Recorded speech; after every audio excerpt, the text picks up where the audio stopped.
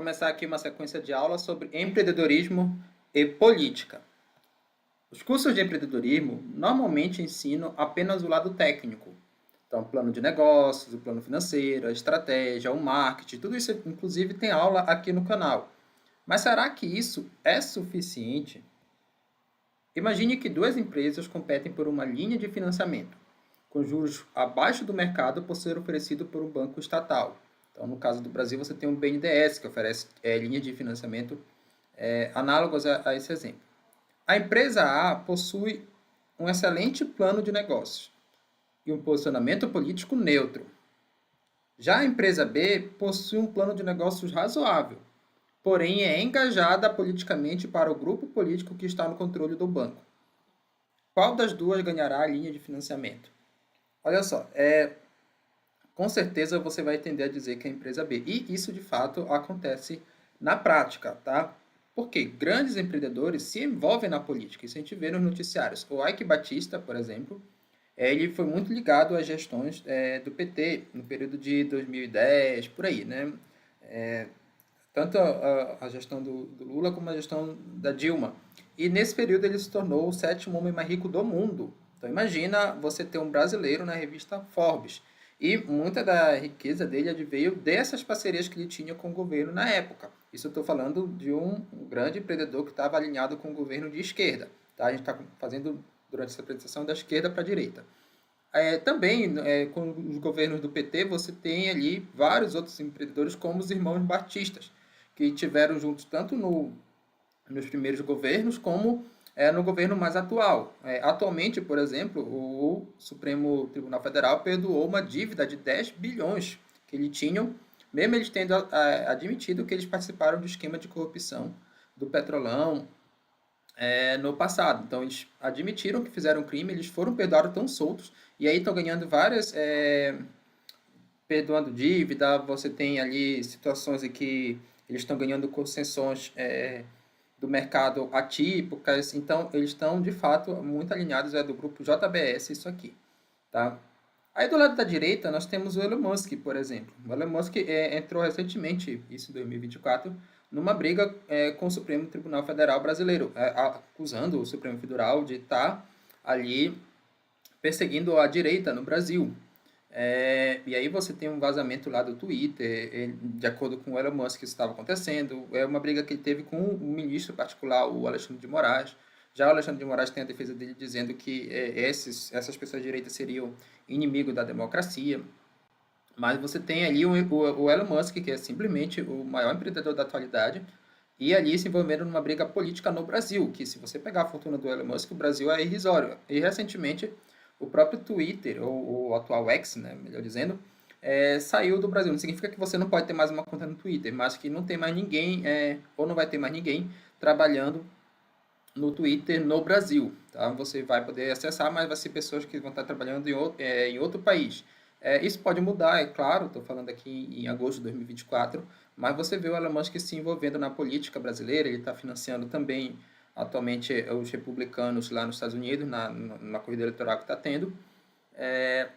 E aí você vai pegar outro caso de político, de empresário se envolvendo na política, o Luciano Hang da loja Havan no Brasil, que é um bolsonarista dos mais famosos, né?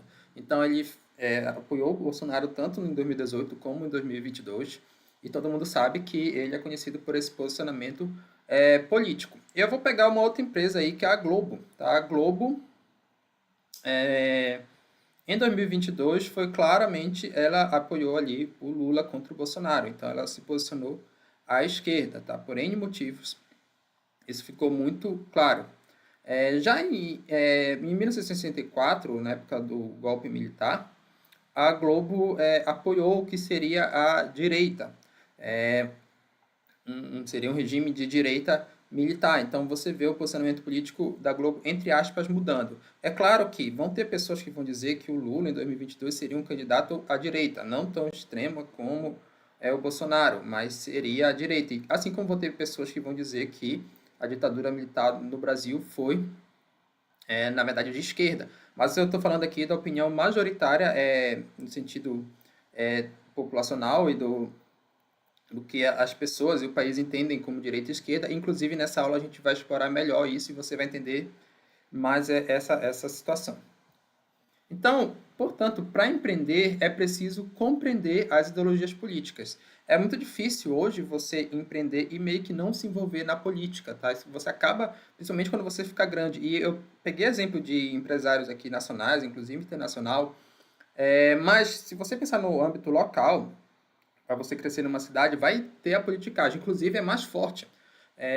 Isso também varia de país para país. No Brasil, você tem um forte politicagem, né? Diferente, por exemplo, de outros países, como o próprio Estados Unidos. Mas, se você for ali nos municípios do interior do país, você vai ver a politicagem muito forte, a influência política muito forte e, de fato, na prática, mesmo o pequeno empreendedor que está no município, ele muitas vezes vai ter que se alinhar aos interesses políticos de um ou outro grupo para poder crescer. Isso é meio que a realidade. Então, aquilo que eu falei lá no início, não adianta você somente ter um plano de negócios adequado, tudo tecnicamente perfeito. Uma hora você vai ter que se envolver na política. E aí tem que entender as ideologias políticas. Tá? Você tem as ideologias econômicas, culturais e de marketing. O objetivo dessa aula não é fazer um apanhado detalhado de política, porque isso é muito extenso. Mas o básico aqui para a gente entender. Então, a gente vai falar de cada um deles primeiro, né, o que seria a ideologia econômica, cultural e de marketing, e depois como é que o empreendedorismo pode ser aplicado a cada um desses espectros ideológicos. Ideologias econômicas. Então, você tem um contínuo aqui, desde ideologias mais coletivistas a ideologias mais individualistas. E da esquerda para a direita, nós vamos começar falando do comunismo. O comunismo, ele propõe o fim da propriedade privada e do Estado. Então, ele tem um foco ali em reduzir a desigualdade via acabar com a propriedade privada. Nasce da ideia do Karl Marx, que é o autor mais famoso, né, que cria, de fato, essa corrente comunista. E aí, ele acha que primeiro você tem que acabar com a propriedade privada e depois com o próprio Estado para você ter uma sociedade coletiva em que você vai ter o mínimo de desigualdade socioeconômica. Você tem o socialismo, que também nasce com Karl Marx, só que aqui, o que é que você tem? A tomada da propriedade privada pelo Estado, basicamente pelo Estado proletário, vou colocar aqui. Por quê? O Karl Marx ele divide a sociedade em duas classes, os proletários e os burgueses. As pessoas pensam que os proletários são os pobres e os burgueses são os ricos, mas não é isso. Tá? Na visão do Karl Marx, os proletários são os trabalhadores, enquanto que os burgueses são os donos do meio de produção. Você pode ter burguês que não seja necessariamente rico, mas o que o Karl Marx vai dizer é que a riqueza tende a se concentrar na mão dos burgueses. Tá? Tem várias outras categorias, mas o básico é isso. E qual é a proposta socialista? Os proletários tomarem o Estado, seja através de uma revolução ou através de uma de, de, é, de eleições, no caso, isso já seria mais a visão de outros socialistas como Lenin. E aí, através do Estado, eles acabam com a propriedade privada e ali a relação que na visão do Marx é uma visão de exploração de burgueses sobre o proletário. Tem toda a teoria lá da mais-valia por trás disso, de que aquilo que o trabalhador produz não volta tudo para ele e boa parte fica para o acúmulo do capital. Então, esse seria o socialismo, tá? E aí você tem na visão marxista que uma das propostas primeiro o Estado, os proletários tomam o Estado, acabam com a propriedade privada, e depois, quando a classe trabalhadora for educada ideologicamente, você pode distinguir o próprio Estado, isso na visão do Marx, tá? E outros socialistas também vão ali aprimorar essa ideia. Aí você migra um pouco mais para o centro, tem a atual social-democracia. Por quê? Na prática, os governos que tentaram ali o socialismo, o comunismo nunca de fato existiu, mas o socialismo na União Soviética, em Cuba e outros países acabaram sendo totalitários, né? Essa história de você fortalecer o Estado acabou que você começou a colher a iniciativa privada, tolher a iniciativa privada, e aí você meio que restringiu a liberdade das pessoas, e você só consegue fazer isso via um Estado autoritário. Pelo menos foi isso que aconteceu na prática nos países que implantaram o socialista. Praticamente todos, ou não todos, foram de fato ditaduras. E aí os social-democratas, na metade do século XX, na verdade, muitas pessoas que se diziam socialistas viram que o socialismo seria impraticável, não teria como colocar isso na prática. Mas não deixaram de ser críticos ao capitalismo, no sentido de que o capitalismo seria um sistema onde você aumenta a desigualdade social. Portanto, você teria que ter um Estado, tá, de bem-estar social que redistribui os ganhos da propriedade privada, né? Eu coloco aqui dois ganhos. Não necessariamente a propriedade privada assim. Pode acontecer uma reforma agrária ou algo parecido, mas é redistribuir os ganhos da propriedade privada. O que significa isso? As pessoas pagam mais impostos, esses impostos são distribuídos para a parcela mais pobre. Basicamente isso, ou de forma direta, ou através de prestação de serviços públicos, entre outras coisas. Então, a social-democracia, ela seria ali considerada de centro-esquerda do ponto de vista econômico, então ela não preza, esses dois primeiros aqui, comunismo e socialismo, querem acabar com o capitalismo, tá? Basicamente é isso. Tem uma discussão maior sobre isso, mas basicamente é isso. A social-democracia, ela não preza o fim do capitalismo, ela consegue enxergar benefícios do capitalismo como a produtividade, por exemplo, mas ela acha que o capitalismo precisa ser reformado e não pode ser algo sem uma intervenção estatal. E claro, tem várias correntes da social-democracia. Tem umas que vão dizer que o Estado tem que intervir, mas o mínimo. Outras vão dizer que o Estado tem que ter empresas públicas. Então, você tem ali várias correntes, né, desenvolvimentistas, enfim. Mas, é claro, eu vou falar aqui o básico. Aí você tem o liberalismo, já indo mais para a direita do ponto de vista econômico, que vai falar o seguinte: a defesa da propriedade privada pelo próprio Estado. Tá? Então, o liberalismo, ao contrário do que também é muito dividido por aí, de que seria necessariamente o Estado mínimo ou ausência de Estado, não é isso. Os liberais, eles pregam que exista sim um Estado, mas esse Estado, ele não necessariamente tem que ser mínimo, mas ele tem que ser eficiente, no sentido de que ele vai atuar, por exemplo, no sentido de defesa da própria propriedade privada. O que significa isso? Se você tem uma propriedade privada e alguém tenta invadir ela, você tem o Estado para lhe proteger, né? O poder de polícia do Estado, isso vai estar lá no Max Weber, por exemplo. E é claro que dentro da perspectiva liberal, você pode ter várias funções do Estado. Você pode, inclusive, os liberais mais próximos da social-democracia vão defender a distribuição de renda como uma forma de reduzir a pobreza econômica. Aí você tem vários aspectos de liberalismo, desde aqueles que vão ser cada vez buscando um Estado menor, que intervira menos, e simplesmente só mantendo ali as leis, né, que seriam o que a gente chama hoje de Estado democrático de direito. E aí eles vão defender a propriedade privada como forma mais eficiente de você produzir e aumentar a riqueza de uma nação, que advém do produto interno bruto, ou seja, as bases material da população, e de que isso seria benéfico tanto para pobres quanto para ricos, porque no longo prazo ambos iriam melhorar a qualidade de vida, independente de você ter um aumento ou uma redução da desigualdade. Inclusive, autores mais liberais vão dizer que não necessariamente a desigualdade está diminuindo com o capitalismo, né? Você tem o livro do Thomas Sowell, Fatos e Falácias da Economia, defendendo que se você mensurar da forma correta, que seria comparar pessoas em termos de mobilidade social, você não está tendo aumento da desigualdade, diferente se você comparar por indicadores como o índice de Gini, outros indicadores que são bem difundidos por aí. Lá tem um grande debate ali acadêmico sobre essa questão, mas o que importa aqui para os liberais é que você tem que proteger a propriedade privada, e isso vai trazer mais eficiência ali para a sociedade. Você tem a corrente mais individualista, que é o anarcocapitalismo, que seria um liberalismo radical, digamos assim, que ele prega o fim do Estado, com a manutenção da propriedade privada. Então, os anarcocapitalistas, eles são céticos quanto ao próprio Estado, no sentido de que se esse Estado garante a defesa da propriedade privada. Eles vão dizer que quando você tem um Estado, o Estado vai tentar sempre roubar a propriedade do particular, né? Uma máxima do anarcocapitalismo é de que o imposto é roubo, né? Você tem esse bordão anarcocapitalista.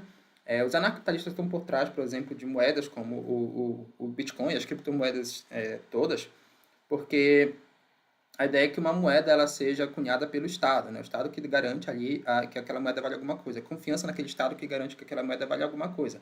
O dólar vale mais do que o real porque as pessoas confiam mais no governo americano do que no governo brasileiro.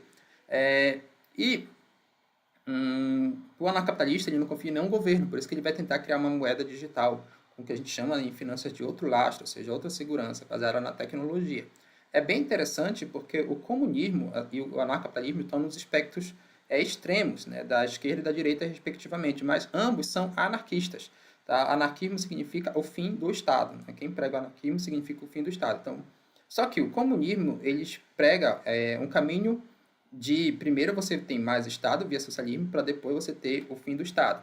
E o anarquismo prega que primeiro que você vai ter cada vez mais propriedade privada e diminuindo o Estado.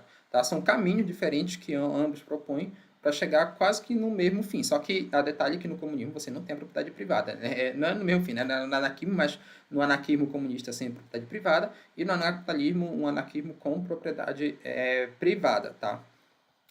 Então, aqui, pessoal, eu vou colocar algumas influências. Eu poderia colocar vários autores da academia, né, de todas as correntes que eu falei aqui, mas eu prefiro colocar influências porque você encontra aqui mesmo no YouTube essas pessoas falando sobre cada uma dessas ideologias. E muitas vezes é melhor você escutar a pessoa que defende do que uma pessoa... Eu estou tentando aqui ser neutro, claro, né? Mas a pessoa que defende, ela vai mostrar os argumentos claro, o ideal é que você também escute pessoas de todos os espectros. Você não fique numa bolha, vou escutar só, sei lá, o socialismo aqui, só o vídeo do Ian Neves. Então, isso acaba sendo ruim para você se desenvolver quanto pessoa. A mesma coisa eu poderia falar aqui do anarcapitalismo, o vídeo do Rafael Lima. Então, você tem no comunismo aqui o Ian Neves, que é um influencer muito conhecido no viés comunista barra socialista, que muitos se equivalem, né? É difícil você ter alguém que só defenda o socialismo, acho que só o Elias Jabbour, talvez. E geralmente eles defendem o socialismo como um governo provisório para você, um sistema, melhor dizendo, provisório para você chegar ao comunismo. Tem vários outros, tá? Eu peguei só o Ian Neves, que é um dos mais famosos, mas tem vários outros comunistas aqui no próprio YouTube. Na social-democracia, você tem o Tami Felipe, um jovem também que está se destacando aí nessa corrente. Tem vários outros também que eu poderia citar, mas o Tami Felipe ele tem um viés desenvolvimentista bem alinhado ali ao que se tem hoje de social democracia. Tá? É um canal menor do que o do Ian Neves, mas está crescendo. Do liberalismo, você tem o Kim Kataguiri. Esse aqui é mais conhecido porque ele é deputado, né? Ele atuou ativamente nas manifestações ali contra o governo Dilma. Ele faz parte de um grupo grande, que é o MBL, relativamente grande, claro, politicamente não é tão grande assim como os grupos bolsonaristas, mas ele já faz parte de um grupo maior. Assim, o Kim Kataguiri, ele é deputado, então os vídeos dele hoje estão muito mais com esse viés, tá? Ele não vai discutir a parte teórica, embora você tenha vídeos mais antigos que ele discute, e dentro do próprio MBL, eu considero ele mais liberal do que outros representantes, como o Renan Santos. Então, seria um influencer que representa aí o liberalismo no Brasil. E o anarcapitalismo, você tem o Rafael Lima, do canal Ideias Radicais. Então, ele é um anarcapitalista que já está há muito tempo aí no YouTube também. Você pode assistir o vídeo dele se você tiver interesse pelo anarcocapitalismo. Eu tô aqui, né? Anarcocapitalismo, Tá certo aqui? Aqui também está errado, anarcocapitalismo. Também chamado de libertarianismo, né? Essa corrente. Então, eu recomendo, basta você digitar no YouTube, qualquer um desses daqui, você vai ter vídeos sobre essas ideologias econômicas. Ideologias culturais. Nós temos aqui no contínuo ideologias de esquerda que propõem uma ruptura e ideologias de direita que propõem um apreço às tradições. Então vamos começar da esquerda para a direita com a chamada ideologia woke, né? O chamado woke, movimento woke apareceu como movimento negro americano na década de 60 e o woke vem do inglês acordar. O que basicamente a chamada agenda woke, cultura woke, ideologia woke propõe uma correção histórica. Então se considera que historicamente alguns grupos de pessoas com características identitárias como negros, mulheres, LGBTs foram excluídos da sociedade. Portanto, você precisa ter políticas públicas e outros meios para reparar essas desigualdades históricas. Então, são exemplos as cotas raciais e a própria próprios LGBTQIA+, né? Você tem aí o movimento LGBT que muitas vezes briga não apenas por direitos iguais, mas para que você tenha um tratamento diferenciado, já que essas pessoas seriam pessoas vulneráveis, socialmente falando. É bem interessante como o woke ele vai dividir ali a sociedade em identidades coletivas. Então, o LGBTQIA+, porque toda vez você cresce uma letra, porque você está criando um novo grupo é identitário. Então, lésbica, gay, bissexuais, transexuais, eu já nem sei o que são esses outros aqui. Mas, antigamente, o nome era só GLBT, que era primeiro gays, lésbicas e bissexuais. As lésbicas brigaram para que o L fosse para frente, para que o protagonismo fosse delas. Então, você tem aqui, na cultura woke, por exemplo, isso a Angela Davis vai falar, uma hierarquia de seriam oprimidos, né? Ela bebe um pouco do marxismo, dizer que na sociedade existem oprimidos e opressores, mas não necessariamente por uma relação de trabalho, mas por uma relação de identidade. Então, seria assim, se você é uma mulher branca, você está numa determinada escala de oprimir. Se você é um homem negro, você está numa escala. Se você é uma mulher branca, você está numa escala parecida porque é mulher, mas não é negra. Mas se você é uma mulher negra, você seria mais oprimida ainda porque você tem duas identidades de oprimida. Seria uma mulher e outra ser negra. Se é uma mulher negra e lésbica, seria ainda mais oprimida. Tá? E a ideia é essa. O progressista, ele propõe novos valores. Então, enquanto que o woke seria uma ruptura total com os valores tradicionais, porque na visão woke são os valores tradicionais que fizeram com que esses grupos fossem historicamente marginalizados, os progressistas eles entendem que a tradição tem alguma relevância, já que isso serviu para a construção histórica da sociedade. Né? A gente vai falar mais disso quando falar conservador. Só que nem tudo que a tradição tem deve ser preservado porque a sociedade muda. Então, você deve estar propondo novos valores diante do debate público, né, acerca do que seria a ética. O que seria ético, antiético diante da evolução da sociedade no sentido do pensamento da cultura, né, dos povos. Então, o exemplo seria a igualdade civil, tá? Por quê? Enquanto que aqui você prega, por exemplo, que de alguma forma negros têm que ser beneficiados por políticas públicas, LGBTs e mulheres, aqui vai dizer que você não necessariamente tem que ter uma política que beneficie, mas uma política que iguale. Aqui você tem na cultura woke a ideia de equidade, de você dar mais para quem tem menos. E aqui você tem a ideia de igualdade, você tratar todo mundo igual. O voto das mulheres, por exemplo, o sufrágio universal, início do século XX, foi uma ideia, nesse ponto de vista aqui que eu estou falando, progressista. Porque ela não estava tentando beneficiar as mulheres em detrimento dos homens, mas sim igualar, porque antigamente só os homens poderiam votar. Né? Assim como teve uma época nos Estados Unidos que só os brancos poderiam votar. Então, vamos igualar aqui o voto. Percebe que isso é meio que diferente da ideia de cotas raciais. É como se negros não pudessem entrar na universidade. E, de repente, você abre o portão para que negros entrem, mas eles vão competir em igualdade com os brancos. E aí a cultura woke vai dizer que eles não conseguem competir de igualdade porque eles têm ali um problema histórico, por isso você tem que criar cotas.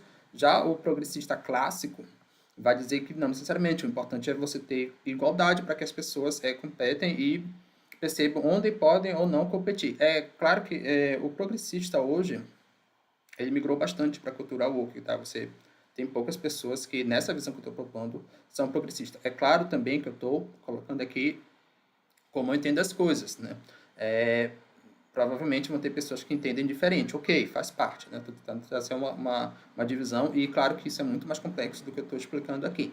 Mas só para você ter uma noção do que seria isso. Já o conservador, ele está mais do lado da tradição. As pessoas no Brasil, quando pensam em conservadores, geralmente confundem com reacionário, tá? E você precisa entender isso aqui para não confundir as coisas. O conservadorismo, ele surge com um filósofo economista chamado Edmund Burke, e assim, ele propõe a manutenção de valores históricos, porque são com base nesses valores que a sociedade se desenvolveu.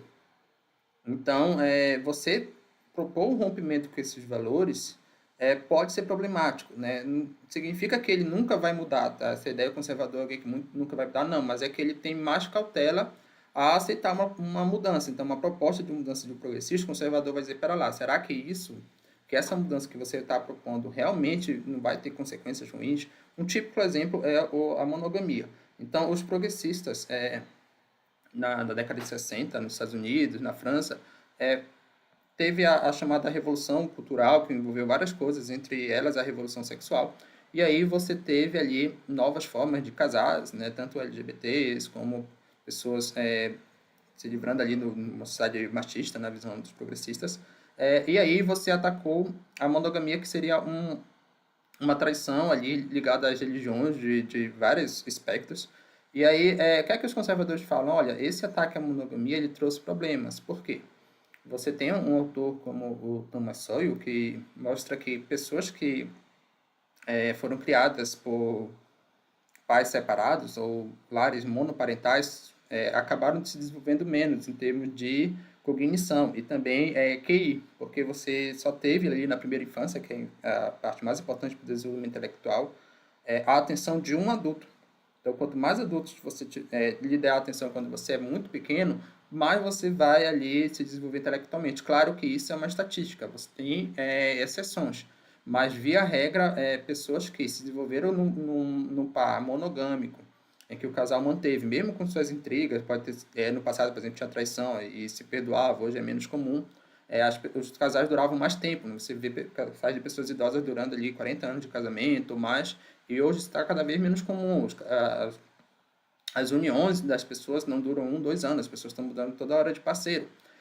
E aí você acaba que as pessoas têm filhos e esses filhos não têm a devida atenção dos pais, né? Dos dois pais, no caso. Fica com um ou outro, às vezes um ou outro que nem está se dedicando à família, se dedicando a outras coisas. E aí você acaba que diminui a própria educação da criança. Então, o valor da monogamia para o conservador é importante, não só por uma questão estritamente moral, mas por uma questão de que foi uma norma que foi estabelecida socialmente. Qual a ideia do conservador, tá?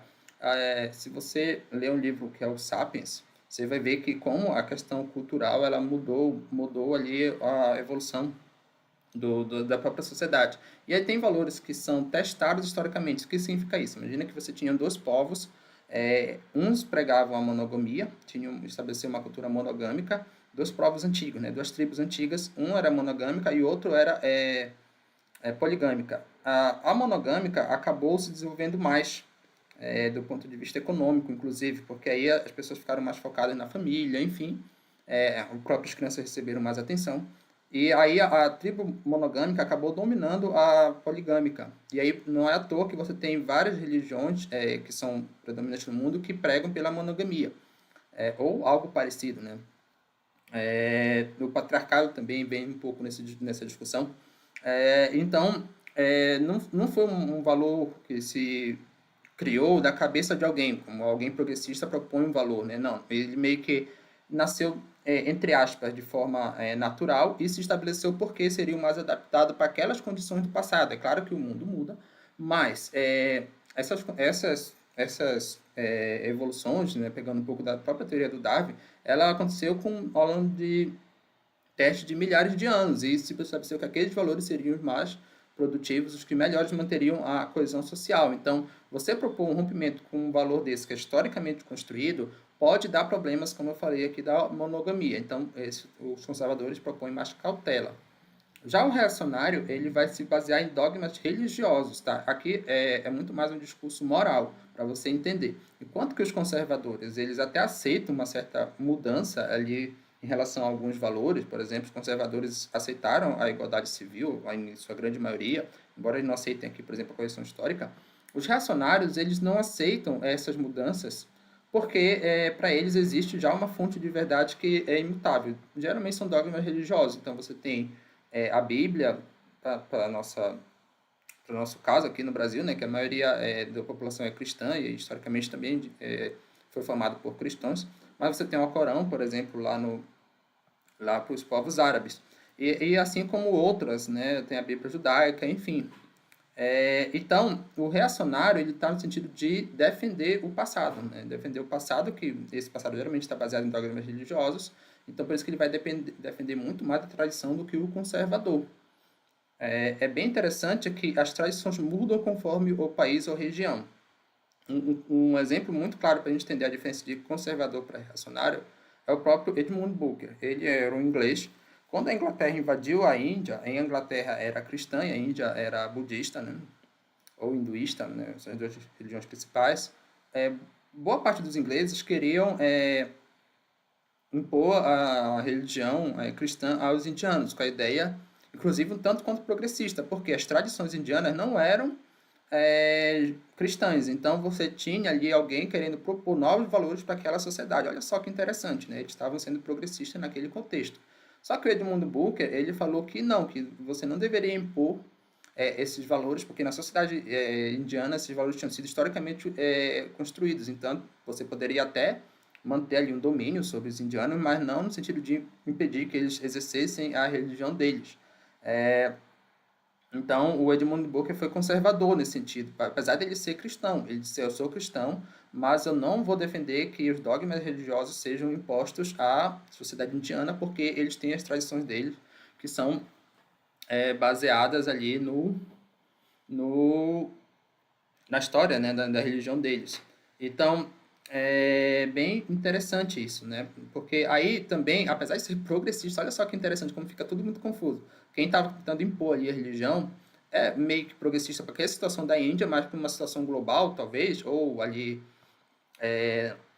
da própria Inglaterra, seria um reacionário, porque ele está se pautando em dogmas religiosos. Então, isso aqui é muito claro. As tradições mudam conforme o país ou religião. Olha só, e até hoje, cristãos radicais podem ser considerados reacionários no Brasil. Né? Então, você conta, por exemplo, totalmente a causa LGBT, entre outras.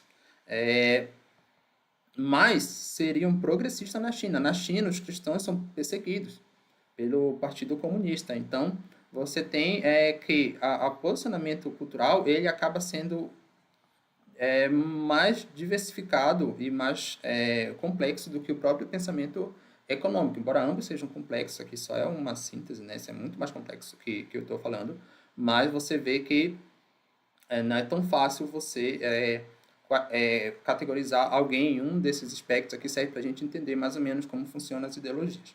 E aqui, falando agora de influências, tá? Eu poderia trazer autores sobre cada uma dessas correntes, mas eu prefiro trazer influências que vocês podem acompanhar aí nas redes sociais. E, assim, esses influencers estão sempre publicando vídeos sobre essas ideologias, então você pode ficar acompanhando o que está se desenvolvendo aí no mundo em termos disso. Então, a cultura woke, vou trazer aqui o maior influencer do Brasil, que é o Felipe Neto, né? Ele tem uma característica bem woke nesse sentido, né? Ele favorece ali essas chamadas minorias sociais, ele sempre diz que isso tem que ser feito, que tem que se combater a desigualdade no sentido não só econômica, mas também dessas outras questões identitárias. Progressista, nós temos um canal que é o Espectro Cinza, que é essa mulher aqui, Selva Varoto, que ela é uma feminista, mas não tão radical assim. Então, ela critica algumas coisas do feminismo radical, mas no geral ela vai se considerar ali progressista e vai criticar também muitas coisas do conservadorismo e do reacionário. Então, ela se encaixa muito bem nesse progressismo aqui. Conservador, temos o professor Paulo Cruz. É um professor ligado também ao grupo MBL, e ali ele é um evangélico. Mas ele também tem essa visão de que você, apesar dele acreditar nos dogmas religiosos, ele respeita bastante ali quem pensa diferente. Inclusive, lá no próprio MBL tem outro professor que é o professor Ricardo, que ele é muçulmano, e aí eles dialogam normalmente um com o outro, conversam, tem seus pontos diferentes, mas um aceita o outro. Então, ele é bem interessante para a questão de quem quer ser conservador, é uma influência que eu recomendo. Reacionário, eu vou colocar aqui o Guilherme Freire, tá? Embora eu tenha que fazer o devido respaldo ao Guilherme Freire, porque ele se autotitula conservador. Na verdade, eu não conheço alguém que se autotitula reacionário, tá? Mas eu considero o Guilherme Freire um reacionário porque ele, de fato, ele é mais forte nessa questão da defesa ali dos valores católicos, né? Ele é um filósofo católico, então ele vai buscar de fato os dogmas católicos para impautar ali sua filosofia, né? É bem interessante também, todos esses aqui eu não estou falando mal, né? Todos eles contribuem para alguma coisa e eu preciso aqui falar isso, né? Ele vai se dizer que ele é um conservador, então ok, tá? Mas, particularmente no Brasil, os reacionários eles estão ligados a essa defesa aqui da religião cristã, e o Guilherme Freire ele tem um discurso mais forte nesse sentido, inclusive do que o próprio professor Paulo Cruz, mas ele tem um discurso bem forte nisso, e aí se você quiser entender quiser seguir esse, tem muitos outros que eu poderia citar, mas tem só alguns. É, e claro, como recomendo você, se quiser conhecer mais sobre ideologias culturais, acompanhar cada um deles, não apenas um, e não ficar preso a uma bolha de acompanhar apenas um, né? Você vê a visão de cada um sobre aquilo que defende, porque assim, se você quer saber sobre mentalidade reacionária e só escuta o Felipe Neto, você não vai ver alguém defendendo. Mesmo que ele tente explicar de forma imparcial, ele não vai explicar com a mesma destreza de alguém que se considera reacionário barra conservador. A mesma coisa o contrário. Se você assistir um filme do Guilherme Freire explicando a cultura woke, ele vai ver, não vai ser uma explicação de alguém que defende isso. Então, é melhor que você veja a explicação de alguém que defende. Ela acaba transcendendo mais o que seria, entre aspas, a realidade. É claro que você vai ter sua própria opinião, depois de, teoricamente, ouvir vários pontos de vistas. Mas eu recomendo que, de fato, não fique preso a um único ponto de vista. Ou a um único autor, né, influenciador, enfim, melhor dizendo. Né, você vê vários pontos de vista e não fica preso a a uma única pessoa, a um único grupo de pessoas, a um único espectro, antes de tirar uma conclusão precipitada. O que é mais importante, o econômico ou o cultural? Então, nós vimos aqui que existem as ideologias econômicas, né? Vou passar rapidinho os slides só para acompanhar essa aula, e as ideologias culturais aqui também que nós vimos. E aí, esse é um debate muito antigo. Você tem dois autores, que são os sociólogos clássicos, o Karl Marx e o Max Weber. Para Marx, o econômico ele é a base, o cultural ele advém do econômico, ou seja, o econômico é mais importante. Karl Marx diz que a sociedade está organizada em duas grandes classes, que são burgueses e proletários, e que são classes estritamente econômicas, relacionadas à questão laboral. E aí, os burgueses, que são os donos do meio de produção, tendem a ficar mais ricos, e aí eles vão dominar a cultura. Eles vão dominar a cultura através dos veículos de comunicação. Eles vão, por exemplo, dominar a mídia e impor ali sua cultura à classe proletária. Né? A cultura, por exemplo, do próprio empreendedorismo. O Karl Marx vai ser contra isso. Nessa ideia do individualismo, do empreendedorismo, vai ser uma que o Karl Marx se chama de ideologia burguesa. E todas as questões culturais vão estar ligadas à questão da burguesia tentar impor sua cultura para a classe proletária para manter ali elas alienadas. Né? Então, você tem a cultura elitista, por exemplo, das obras da música, você tem das obras de arte, do cinema, tudo isso na visão marxista. Tá? Então, o econômico é mais importante que o cultural para Karl Marx. Para Max Weber é diferente, ele vai dizer que o cultural é mais importante que o econômico, então a base é cultural. Ele publica um livro bem interessante ali, que é A Ética Protestante e o Espírito do Capitalismo, que ele vai dizer que um dos principais fatores para os Estados Unidos ter se desenvolvido economicamente foi a cultura evangélica que se instalou lá. Você tinha uma época que se predominava uma cultura católica em que para você chegar a Deus, que seria a verdade absoluta, você tinha que passar por toda a hierarquia da igreja. E aí o Lutero, entre outros protestantes, mudaram essa ideia de que você não precisava passar por toda essa hierarquia, já que você já tinha inventado a imprensa lá com o Gutenberg, e todo mundo já poderia ler a Bíblia, né, as pessoas que sabiam ler, você não precisaria passar por toda a hierarquia da igreja, bastava você ler ali a Bíblia, que seria a fonte primária da tradição cristã. E aí você criou a cultura evangélica, essa cultura com foco no individualismo. Perceba, no catolicismo você tem que passar por toda a hierarquia. Aqui não, você sozinho pode encontrar Deus. Então, foco no individualismo. O individualismo é uma das bases do empreendedorismo. Isso fez com que se desenvolvesse uma cultura empreendedora lá nos Estados Unidos e os Estados Unidos avançasse economicamente e se desenvolvesse ali o próprio capitalismo naquele país. Então, por isso que é a ética protestante e o espírito do capitalismo. Tá? Quando você traz para o século XX, na segunda metade, particularmente o Max Weber ganha esse embate. Os próprios socialistas hoje invertem essa lógica. Né? A lógica ali da cultura woke é trazer essa ideia de oprimidos e opressores que vem do marxismo para o viés cultural. Então, seriam os oprimidos, o macho adulto branco heterossexual seria o grande opressor, na verdade, perdão. E os oprimidos seriam as outras classes, no sentido hierárquico, até chegar a mulher negra homossexual. E aí você pode colocar também gorda, porque você tem também essa classe, né, de gordofóbicos. Você pode colocar várias coisas para caracterizar uma pessoa cada vez mais como oprimida. Então, marxistas vão inverter, aliás, socialistas vão inverter esse marxismo, por exemplo, o Gramsci, que vai dizer que o marxista tem que entrar na guerra cultural, porque é lá que estão as identidades, é lá que as pessoas se importam para primeiro entrar nessa guerra cultural para depois fazer a revolução socialista. Então, de fato, hoje você tem o debate muito mais para o lado cultural do que para o lado econômico. É claro que o debate econômico ainda existe, é importante, mas o debate cultural hoje ele é cada vez mais relevante.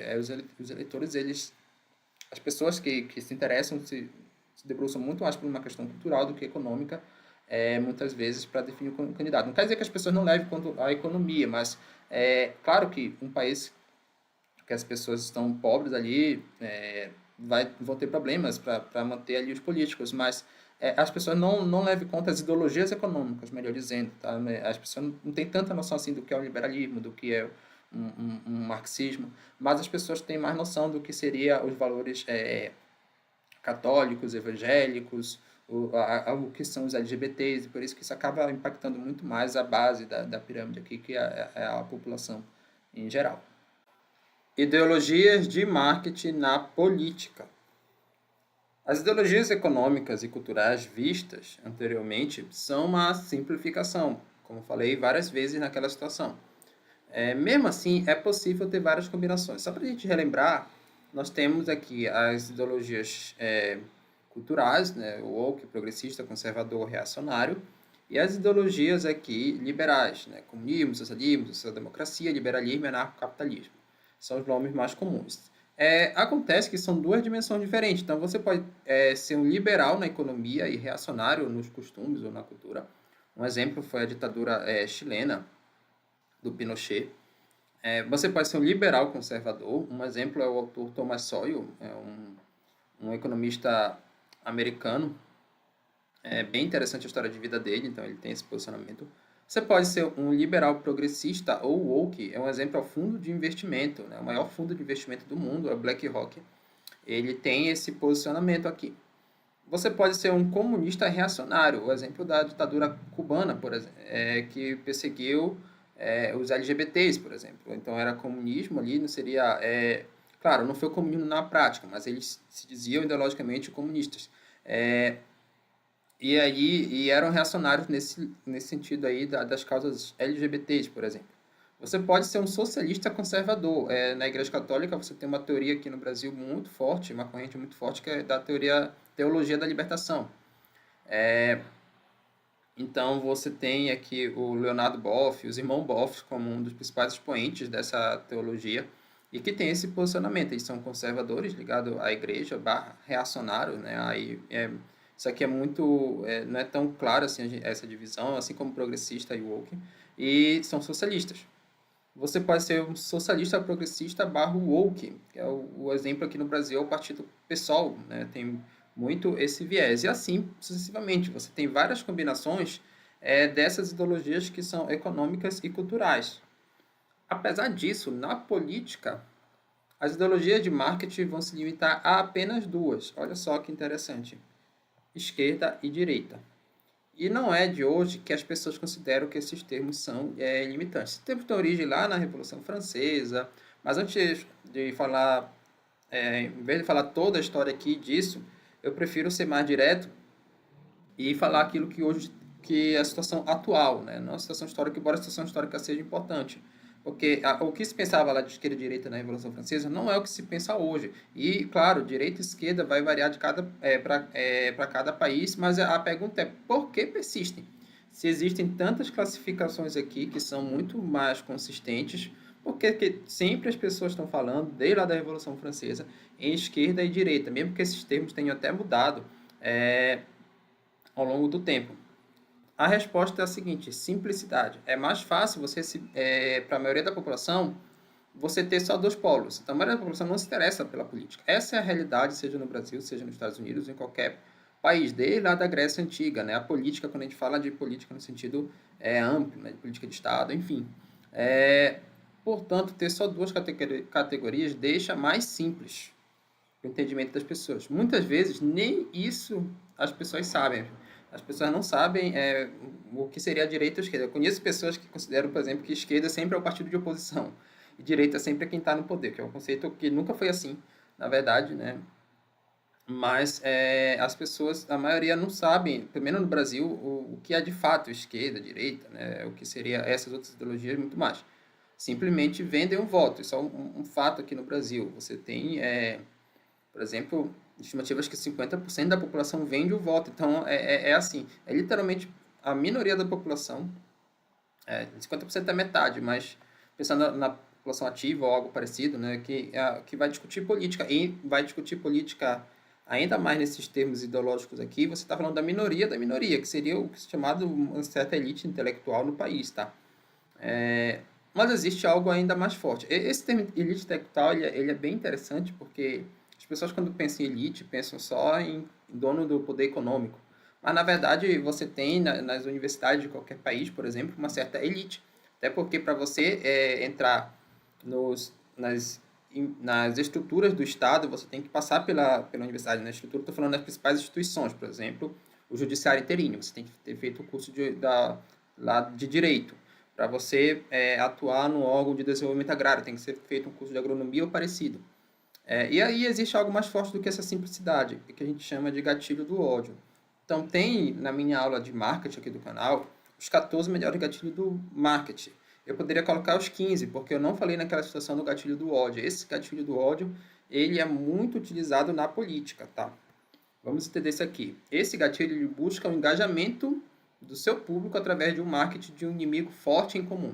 Essa é a ideia. Por isso você só vai ter direita e esquerda, porque um tem que ser inimigo do outro. As pessoas, elas se dizem de direita ou de esquerda muitas vezes, a maneira popular, porque tem ódio ao outro lado, sem mesmo entender o que é bem seu lado e o que é o outro lado. Toda a complexidade que eu falei das ideologias ainda há pouco. Uso da figura, e são vários exemplos do gatilho do ódio ao longo da história da humanidade, né? Eu vou colocar aqui exemplos históricos ainda. O uso da figura do demônio pela Igreja Católica na Idade Média. Então, tem vários registros históricos que, a partir do momento que a Igreja Católica se consolidou como grande instituição lá na Idade Média, ela foi usando cada vez mais, explorando cada vez mais a figura do demônio. Então, o demônio ele não aparecia nos textos iniciais bíblicos, ou aparecia muito pouco. E foi cada vez mais se usando, né, com a ideia de que o mundo tinha um inimigo comum, que era o demônio, e aí a Igreja Católica vinha para proteger e lutar contra esse demônio. Eu não estou fazendo um julgamento mal ou ruim da igreja, estou falando que ela, de fato, usou a imagem, e isso tem registro historiográfico do demônio, para meio que consolidar seu poder naquela situação. O antissemitismo durante o regime nacional-socialista alemão. Tá? O regime nacional-socialista alemão foi aquele que aconteceu lá durante a Segunda Guerra Mundial e antes, como acendeu em 1933, e fez todas aquelas atrocidades durante a Segunda Guerra Mundial. Então, eles tinham um ódio aos judeus, por exemplo, que é o antissemitismo. Aqui. Com 2 S's, né? E aí você conseguiu, através desse ódio que eles propagaram ao antissemitismo, um certo apoio popular. Então, o ódio, ele tem esse viés. Quando você tem ódio a uma coisa, você consegue aglutinar as pessoas que odeiam. E olha só, rivalidade entre 2 times de futebol.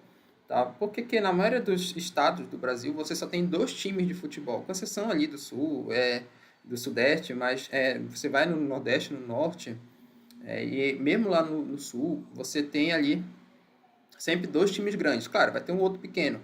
É bem interessante que eu sou paraense, e no Pará você tem uma das maiores rivalidades, se não a maior rivalidade do Brasil, que é o Repá, o Remo e o Paysandu.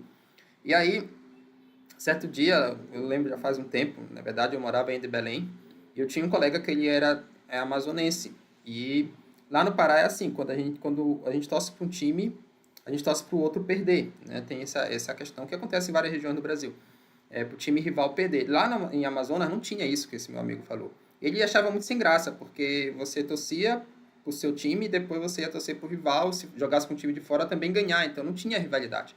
Acabou que o futebol do Amazonas não se desenvolveu quanto o futebol do Pará. porque a rivalidade ela alimenta ali o futebol, né? Claro que muitas vezes transparecem de fato em ódio, com briga de torcidas, isso não é coisa boa. Mas existe um certo, entre aspas, ódio do bem, né? E que você seca o time adversário, e o futebol vive disso. Lá no Pará, inclusive, o pior time é o Remo, eu torço pro Paysandu, e o Remo ficou vários anos sem divisão. Mas o Remo não deixou de existir porque você tinha um rival lá que sempre alimentava a rivalidade regional e, de fato, isso foi importante. A mesma coisa aconteceria se o Paysandu ficasse um tempo aí sem divisão. Com certeza a rivalidade ia manter ali o futebol aceso no Pará. Então, desde coisas maiores aqui, né, no domínio global, ali na situação ou regional na Europa, até uma outra cidade, até coisas mais básicas, né, mais, entre aspas, banais, que o futebol, você tem esse gatilho do ódio dessa forma. A massa enxerga ideologias diferentes como se fosse o mesmo espectro. Olha só que interessante, como a massa ela não vai raciocinar com essas ideologias aqui todinhas, que eu falei ainda há pouco, né, toda essa complexidade, ela simplesmente vai dividir direita e esquerda, que é mais fácil, e vai aplicar o gatilho do ódio, mesmo que no espectro da esquerda, por exemplo, é, você tenha ideologias que são diferentes. Você pode ter no espectro da esquerda um socialista conservador e um social-democrata woke. Então, é diferente tanto no econômico quanto no cultural aqui. Mas a população vai enxergar como se fosse a mesma coisa, né? E a mesma coisa na direita. Então, você pode ter um monarquista reacionário e um anarcocapitalista, que são bem diferentes, mas estão no mesmo espectro aqui no caso do Brasil. Então, vai se juntar tudo no meio balaio e você vai ter uma briga de nós contra eles aqui, que é normal. As pessoas falam tanto da polarização, mas isso sempre existiu na história da humanidade. Talvez, aliás, você intensificou mais, ou pelo menos a percepção com as redes sociais, mas isso sempre existiu, porque a massa vai pensar sempre em duas coisas. Eu não vejo, muito se fala em política que vai surgir uma terceira via ou algo parecido, eu não vejo como isso se consolidando em canto nenhum, e de fato isso não chegou a se consolidar em canto nenhum, porque o gatilho do ódio é muito forte. Sempre uma terceira via vai ser associada a um dos dois povos. A janela de Overton é um conceito bem interessante na política, que descreve o que a sociedade enxerga como direita e esquerda, independente do que pode alguém individualmente pensar. Tá? Muitos intelectuais têm dificuldade em entender isso aqui, porque eles pensam que o mundo tem que se girar em torno daquilo que eles acreditam. Na verdade, existe uma noção popular do que é direita e esquerda, tá? E que pode não necessariamente bater com a cabeça do intelectual. Olha só, um socialista pode dizer que os Estados Unidos possui só dois partidos de direita. Tanto os republicanos como os democratas são de direita na visão de um socialista. Um anarcocapitalista, tá várias vezes errado esse termo aqui, né? Pode dizer que todos os partidos do Brasil, Brasil com B maiúsculo, são de esquerda. Né? Na direita você tem a chamada estratégia da tesoura, que diz que dois partidos de esquerda tomam o poder para tentar fazer uma polaridade irreal. Então, é claro, são dois espectros que estão no lados extremos, né? Um socialista barra comunista. Então, é claro, se ele tem dois outros que não são tão extremos, ele vai dizer que ele seria o polo correto e os outros dois são polos do lado oposto. No caso, o socialista vai dizer que só tem partido de direita e o anarcocapitalista vai dizer que só tem partido de esquerda. Apesar disso, ideologias que estão no mesmo espectro costumam se unir. Então, é comum wokes e comunistas se unirem, anarcapitalistas e reacionários se unirem, porque, assim, você tem que conquistar as massas. Na democracia é isso. Como a massa pensa só em dois partidos, você vai ter que se unir com pessoas que não são necessariamente da ideologia que você pensa se você quiser ganhar uma eleição ou ter peso político. É muito comum usar a falácia do espantalho. Existe toda uma ciência das falácias lógicas, e essa falácia do espantalho ela é conhecida quando você associa todo um conjunto de conceitos você distorce um conceito para tentar atacar ele, né? Você ataca um conceito distorcido. Primeiro distorce, depois você ataca. No caso da política é feito assim, você associa todo o espectro político a uma ideologia já considerada intolerável. Então, exemplo, aqui no Brasil você pode falar assim, todo esquerdista é comunista. Então você pega todos os partidos de esquerda, ou meio centro-esquerda, social-democrata, e associa à corrente mais extrema que é o comunismo. No Brasil, o comunismo não é ilegal, tá? Você tem vários partidos comunistas, mas em países como a Polônia, que passaram ali pelo Holodomor, que foi uma fome gerada pelo regime comunista soviético, o comunismo é ilegal, tá? É considerado da mesma esfera do nazismo ou do fascismo. Aqui, Você tem, isso aqui sim é muito comum na esquerda brasileira e mesmo americana, todo direitista é fascista.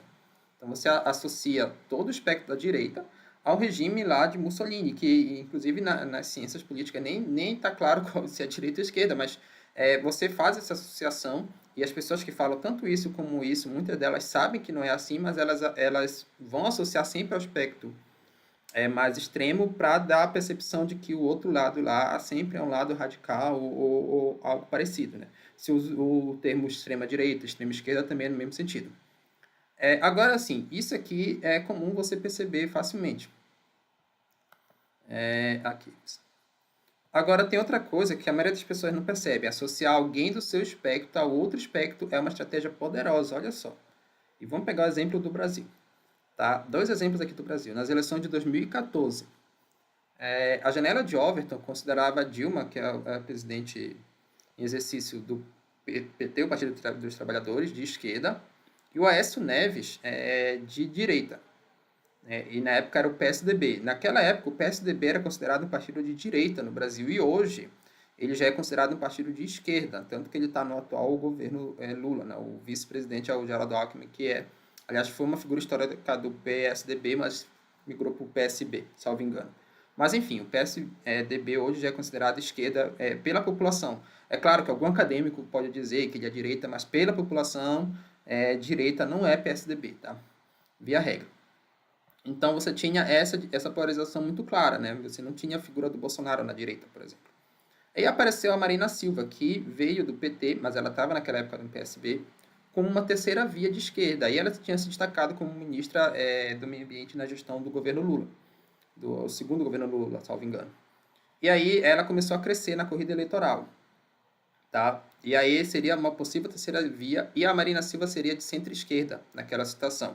Então, a Dilma estava na frente nas pesquisas, o Aécio em segundo, e a Marina Silva ameaçando tirar o segundo lugar do Aécio e disputar com a Dilma. Então, alguma pessoa poderia pensar, legal, alguém de esquerda poderia pensar assim, legal se a centro-esquerda tirar a direita do poder e for para o segundo turno duas esquerdas, entre aspas. Uma mais e outra menos radical, porque já tira a chance da direita chegar ao poder.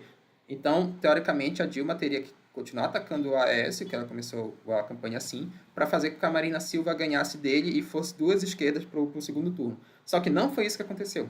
Por quê? As pesquisas diziam o seguinte, se a Dilma fosse para o segundo turno contra a Marina, ela ia perder. Porque o eleitor do Aécio ia votar no que seria a esquerda menos radical. E o pessoal do PT sabia disso.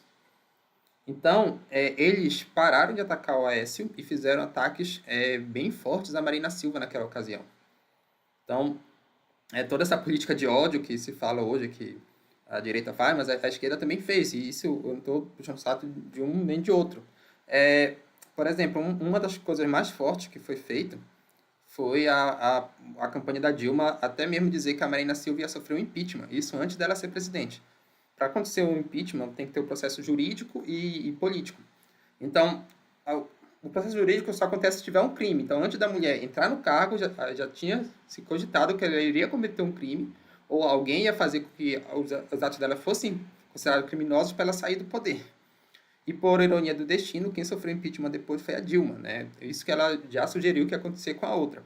Mas a Dilma fez vários ataques ali à Marina Silva, não estou falando que ela é, sei lá, antiética, porque a política funciona assim, a Marina deveria saber disso. E aí, de fato, esses ataques funcionaram e o segundo turno foi a Dilma e a Aécio. A Dilma tinha muito mais chance de vencer o Aécio e venceu de forma bem apertada, mas venceu. Então foi uma estratégia do PT que deu certo naquela situação. E bem interessante que a Marina Silva, mesmo tendo sofrido esses ataques, hoje ela é ministra ainda do governo do PT. Então, para você ver que você não pode guardar tanto ressentimento assim na política. E agora eu vou pegar um exemplo da direita, tá? Do governo Bolsonaro. O governo Bolsonaro, de 2019 a 2022 no Brasil, assim que ele chegou ao poder, ele foi meio que, entre aspas, uma frente ampla da direita para fazer com que a esquerda não voltasse ao poder. Então, todo mundo da direita, mesmo de espectros diferentes, começaram a apoiar o Bolsonaro. E aí, quando ele chegou ao poder, ele começou a fazer ataque sistemático a políticos de direita que se destacassem, porque é a mesma história. Ele sabia que se ele fosse para uma eleição contra outro político de direita, provavelmente ele iria perder, porque boa parte da direita considerava ele radical, e ainda considera. e só votou nele porque não queria a esquerda. Então, ele queria, de fato, ir contra um esquerdista para a segunda eleição. Ele atacou vários políticos de direita, entre eles o Sérgio Moro. O Sérgio Moro, antes do Bolsonaro chegar ao poder, chegou a ser bem mais popular, né? Ali em 2017, na época da Operação Lava Jato. E aí, tem até entrevista do Sérgio Moro falando, o Sérgio Moro chegou a ser ministro do Bolsonaro, depois teve uma treta entre eles, tá? Ministro da Justiça, salvo engano. E aí o Sérgio Moro acusou o Bolsonaro de não não deixar ele trabalhar, a grosso modo, inclusive de atuar em prol da soltura do Lula. Olha só, as pessoas sempre pensam que são lado oposto, mas o próprio Sérgio Moro disse que o Bolsonaro atuou em prol da soltura do Lula porque queria uma disputa em 2022 entre Lula e Bolsonaro, porque o Bolsonaro sabia que se não tivesse o Lula lá, você não tinha um candidato com alta rejeição e provavelmente ele ia perder.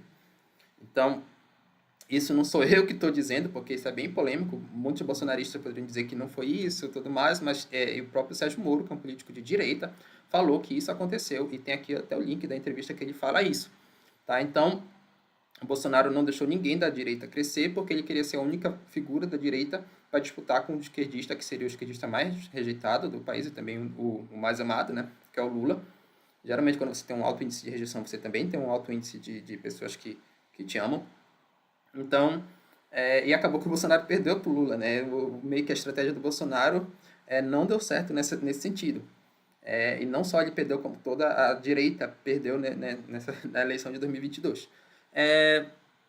E o mais interessante ainda é que o Sérgio Moro, hoje, ele está alinhado com o Bolsonaro, né? Ele virou ali senador com o apoio do Bolsonaro em 2022. Então, para vocês verem que tem que ter muito estômago para você estar na política, né? Você, ora, tá de um espectro, mas é atraído por pessoas do próprio espectro, ora você tem que voltar a se aliar com essas pessoas se você quiser sobreviver. Então, não é um jogo tão fácil assim como isso aqui. Tá? Essa discussão de direita e esquerda, ela vai continuar a existir, ela é muito simples para as massas. Como eu falei, existe uma elite intelectual, e como eu sou professor aqui de Instituto Federal e também de nível superior, eu entendo que meus alunos fazem parte, em sua grande maioria, dessa elite, tá? Não é qualquer um que entra no Instituto Federal, não é qualquer um que entra na universidade, não é qualquer um que assiste aqui o canal, tá? Não precisa necessariamente você estar na universidade ou no instituto para você fazer parte dessa elite intelectual. Basta que você entenda que o mundo não é só direita e esquerda, mas que esses termos vão ser importantes porque a maioria pensa assim, você precisa conquistar a maioria para você chegar e se manter no poder. Tá? Então, o jogo político é muito mais complexo e versa pela questão de entender que esses aqui são ideologias de marketing político. Tá? E que o gatilho mais forte é o gatilho do ódio e que existem situações, por exemplo, em que você vai ter que se aliar a uma pessoa de espectro político diferente para evitar que uma ditadura se instale no país. Né? Tem um livro chamado Como as Democracias Morrem, e ele fala exatamente isso, né? Que em alguns locais pessoas de espectro político diferente se alinharam para evitar que uma pessoa antidemocrática assumisse. Essa é a tese do livro. O livro, na minha visão, tem algumas inconsistências, mas é interessante. É isso. Empreendedorismo na esquerda econômica. A principal crença da esquerda econômica é que o Estado deve intervir fortemente. Então, se entende, quando você pega a lei de oferta e demanda do mercado, que muitas situações existe uma falha e o Estado deve corrigir essas falhas de mercado. Por exemplo, a poluição seria um tipo de falha de mercado. Então, você tem aqui a oferta e aqui a demanda e tem um preço de equilíbrio. Claro, isso aqui é um mercado de livre concorrência, que ele é teórico, mas vale também para outros tipos de mercado, como monopólio e oligopólio, porque nessa visão, em vários tipos de mercado, independente do tipo, você pode ter custos que o mercado não leva em conta, que são chamados custos sociais.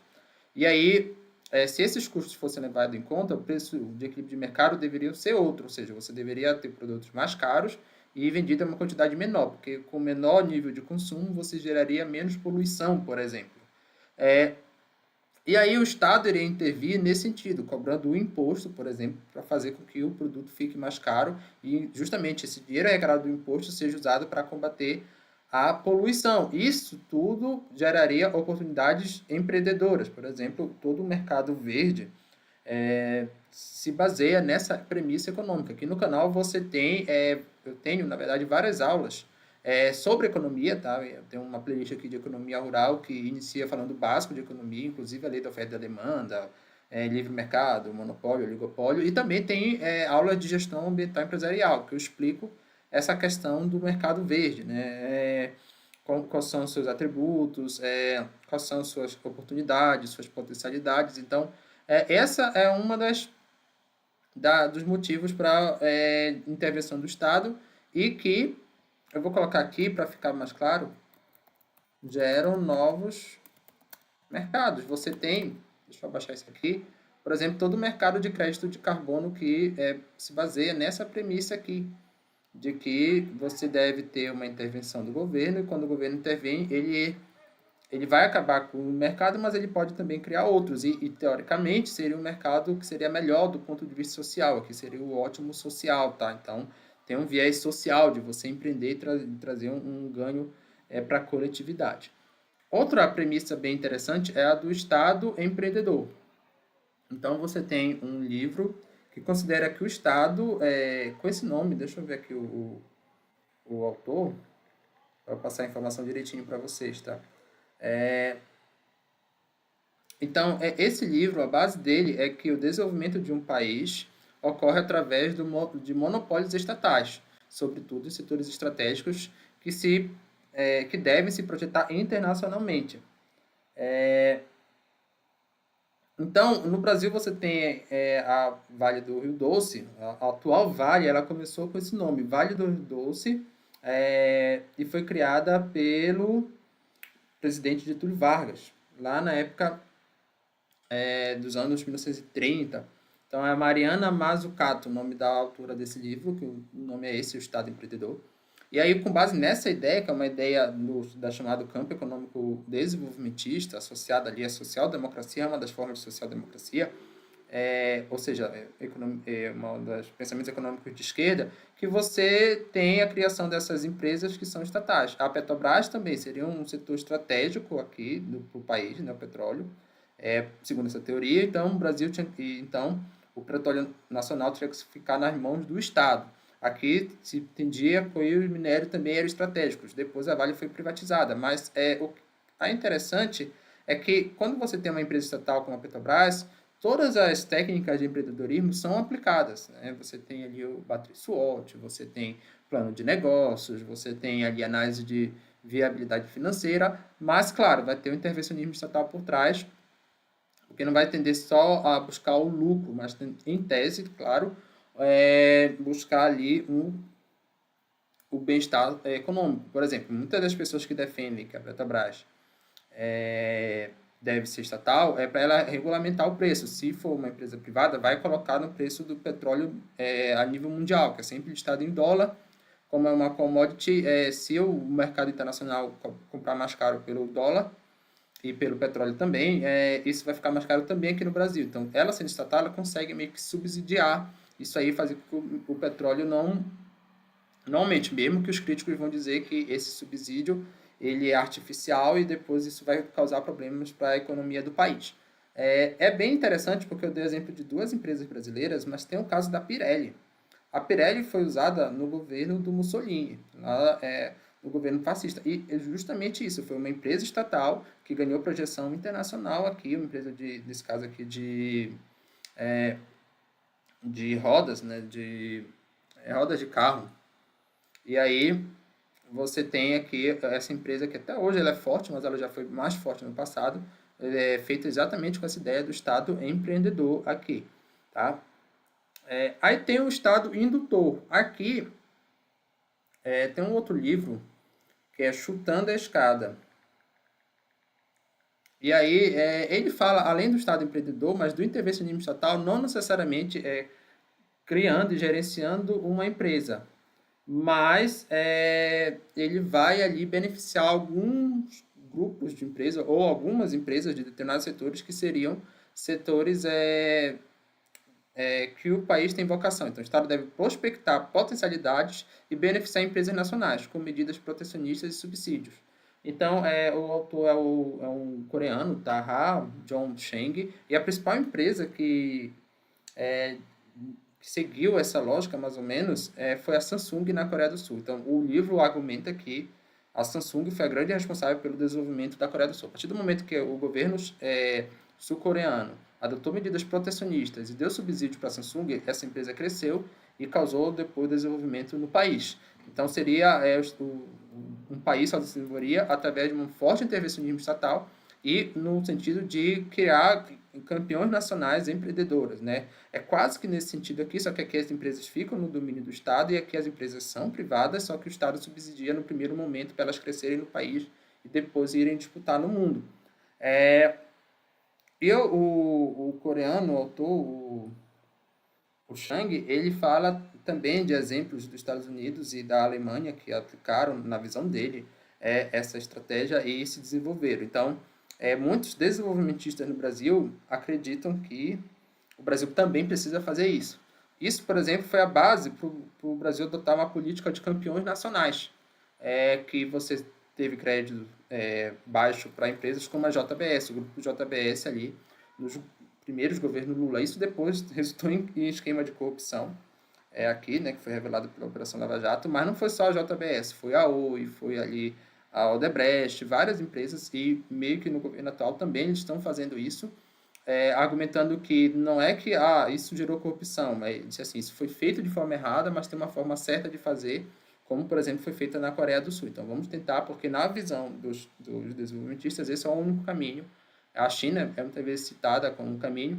E, é claro, se você empreende e você faz parte de um grupo que tem esse viés político aí, o empreendedorismo vai por esse lado também, tá? De você, de alguma forma, estar ligado a esse grupo e convencer ali a sociedade que a sua empresa traz um benefício social e de que se ela crescer, virar um monopólio nacional, isso vai ser bom para o país. Você tem a Magazine Luiza também nessa pegada, né? O que aconteceu? O governo atual, ele taxou ali as compras da China. Mesmo que a China, entre aspas, seja um parceiro comercial, as pessoas estavam comprando blusas baratas lá na Shein, na Shopee, e a Magazine Luiza e outras empresas estavam perdendo espaço. E aí o governo taxando essas empresas de fora, ele torna mais competitivo as empresas de dentro. A ideia é que essas empresas depois gerem um retorno para a sociedade. É por isso que, por exemplo, a Magazine Luiza ela é uma das grandes parceiras aí do governo atual, que é de esquerda. Então você tem esse viés de vários empresários nacionais, de grandes empresas, apoiando a esquerda econômica por um viés aqui teórico de Estado indutor, de que o Estado ele deve incentivar o empreendedorismo. Tem também isso aqui ao nível nacional e local. Ao nível local, você tem toda um grande campo aí da economia, que é a economia do desenvolvimento local, do endodesenvolvimento, bem chamado assim, que diz que a empresa, aqui seria o Estado prospectar potencialidades locais, tá? Aí você tem arranjos produtivos locais, inclusive tem aula aqui no canal também sobre desenvolvimento local, desenvolvimento endógeno, que vocês podem procurar e ver como é que funciona mais ou menos isso. Mas o Estado não criando potencialidade, mas identificando potencialidades e potencializando elas, né? Desculpe a redundância, mas é exatamente isso. Empreendedorismo na direita econômica. A direita econômica tem a ideia de que o Estado deve intervir o mínimo, e esse mínimo varia de acordo com o espectro. Você tem os anarcapitalistas, que vão dizer que não tem que ter Estado, até os liberais mais próximos da centro-esquerda, que vão dizer que o Estado tem que ter, por exemplo, tem que garantir uma renda universal. Tá? E tem várias categorias de liberais. Alguns vão dizer que o Estado tem que oferecer saúde e educação, tem que oferecer, além da segurança, né? Tem que oferecer segurança, saúde e educação e mais outras coisas. Então, você tem vários níveis de liberais. A ideia central é que o empreendedorismo se beneficia da redução estatal. Tá? Todas essas correntes compartilham essa ideia no geral quando a gente vê um país como o Brasil, que tem um forte intervencionismo estatal. Então, o tamanho do Estado é medido por diversos fatores, como a carga tributária, a liberdade laboral, a estabilidade jurídica e etc.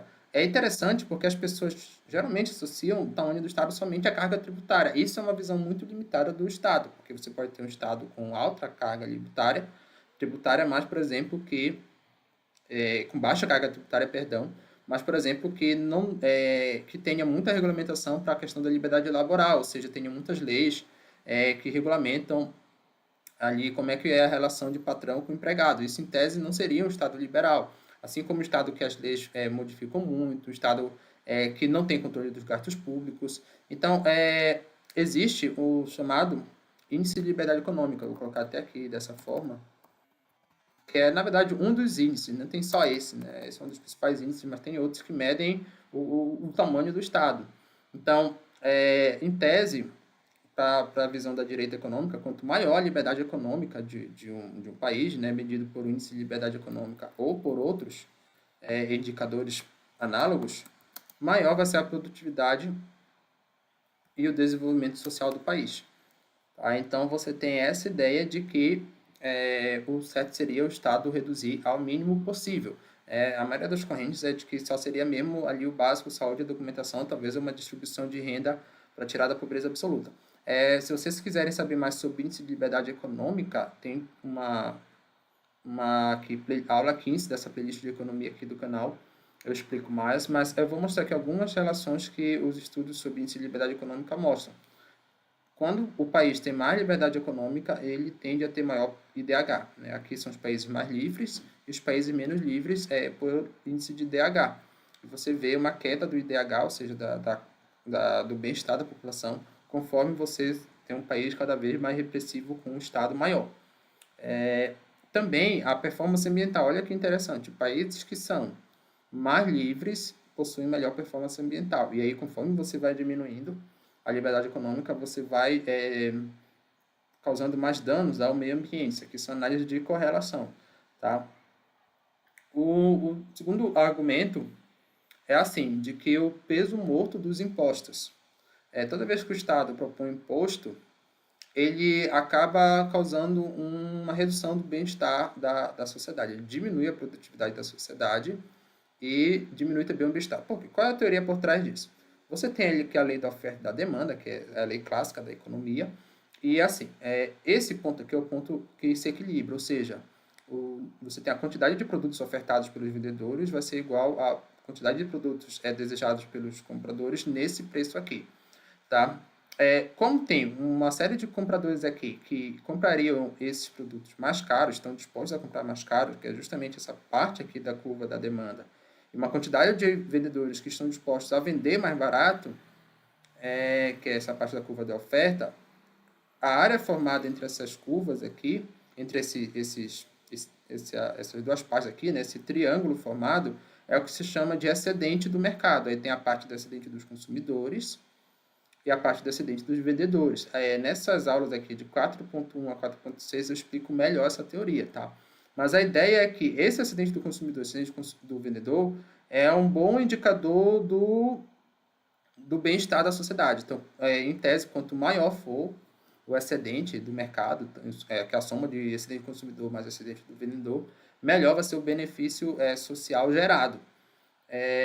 Só que quando o governo ele faz o imposto, independente do quanto for, o que é que acontece? Ele gera aqui um quadrado nessa relação, aqui, ó, que é a receita tributária. Ele diminui o excedente do consumidor e o excedente do vendedor. Ele vai usar essa receita tributária, em tese, para um benefício social, mas nem tudo isso vai ser usado para benefício social diretamente, porque ele vai ter que pagar, por exemplo, funcionários públicos. Então, é só parte dessa receita tributária que vai para o benefício social. Então, só aqui você já tem uma perda direta do benefício. É claro que o governo pode fazer pode trazer ganhos cinéticos, que compensem aqui o excedente do consumidor e do vendedor. Tá? Mas, além disso aqui, que você pode perder, aqui, por exemplo, pode ter dinheiro desviado de corrupção. Além desse problema que pode ter, dessa receita tributária não ser usada para quem mais precisa ou algo parecido, você tem um peso morto. Então, mesmo se o governo usasse com total eficiência a receita tributária, mesmo assim, o bem-estar do mercado iria perder, tá? Se não tivesse benefícios cinéticos, é claro. Por quê? Toda vez que o governo cria imposto, ele ele tem uma parte aqui, uma cunha desse triângulo inicial, que é perdida, chamado peso morto do imposto. Isso também eu explico de forma mais clara aqui nessa aula, tá? De forma mais detalhada, melhor dizendo. Então, toda vez que o Estado cria imposto, ele gera um peso morto que diminui a produtividade e o bem-estar. Então, melhor para o empreendedorismo e para a sociedade, na visão da direita econômica, seria o Estado criar o mínimo possível de imposto, somente o necessário ali para garantir a segurança, né, a legislação, enfim. Isso na visão da maioria dos liberais. Ou então no libertário nem mesmo ter Estado. Tudo ser regulamentado pelo próprio mercado. Mas a ideia é essa, né, que o Estado ele tende a diminuir a produtividade e seria pior para o empreendedorismo e para a sociedade como um todo. Empreendedorismo na esquerda cultural. Primeiro ponto é que a empresa adquirir novos valores. Né?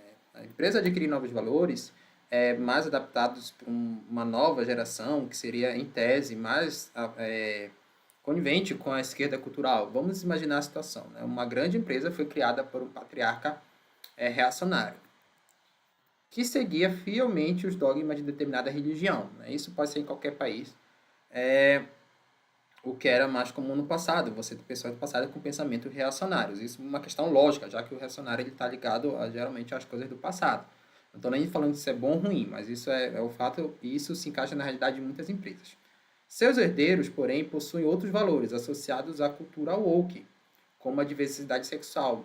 Pode ser que esses herdeiros, por exemplo, sejam homossexuais e o patriarca seja alguém muito reacionário nesse sentido, que não aceita homossexuais. Você teve uma briga familiar aí, né, que aconteceu, o patriarca pode ou não ter aceitado, mas o fato é que eles continuam sendo herdeiros dessa empresa. E aí depois que o patriarca vem a falecer, essas pessoas herdam uma empresa que tinha uma cultura do seu patriarca, que era uma cultura baseada em valores aí reacionários / conservador. Esses herdeiros não vão manter esses valores, eles vão agora colocar uns valores mais associados com a cultura woke. Isso vai mudar questões fundamentais na empresa, como a missão, produtos, governança corporativa. Essa situação hipotética aqui é muito comum. É muito comum mesmo em várias empresas grandes.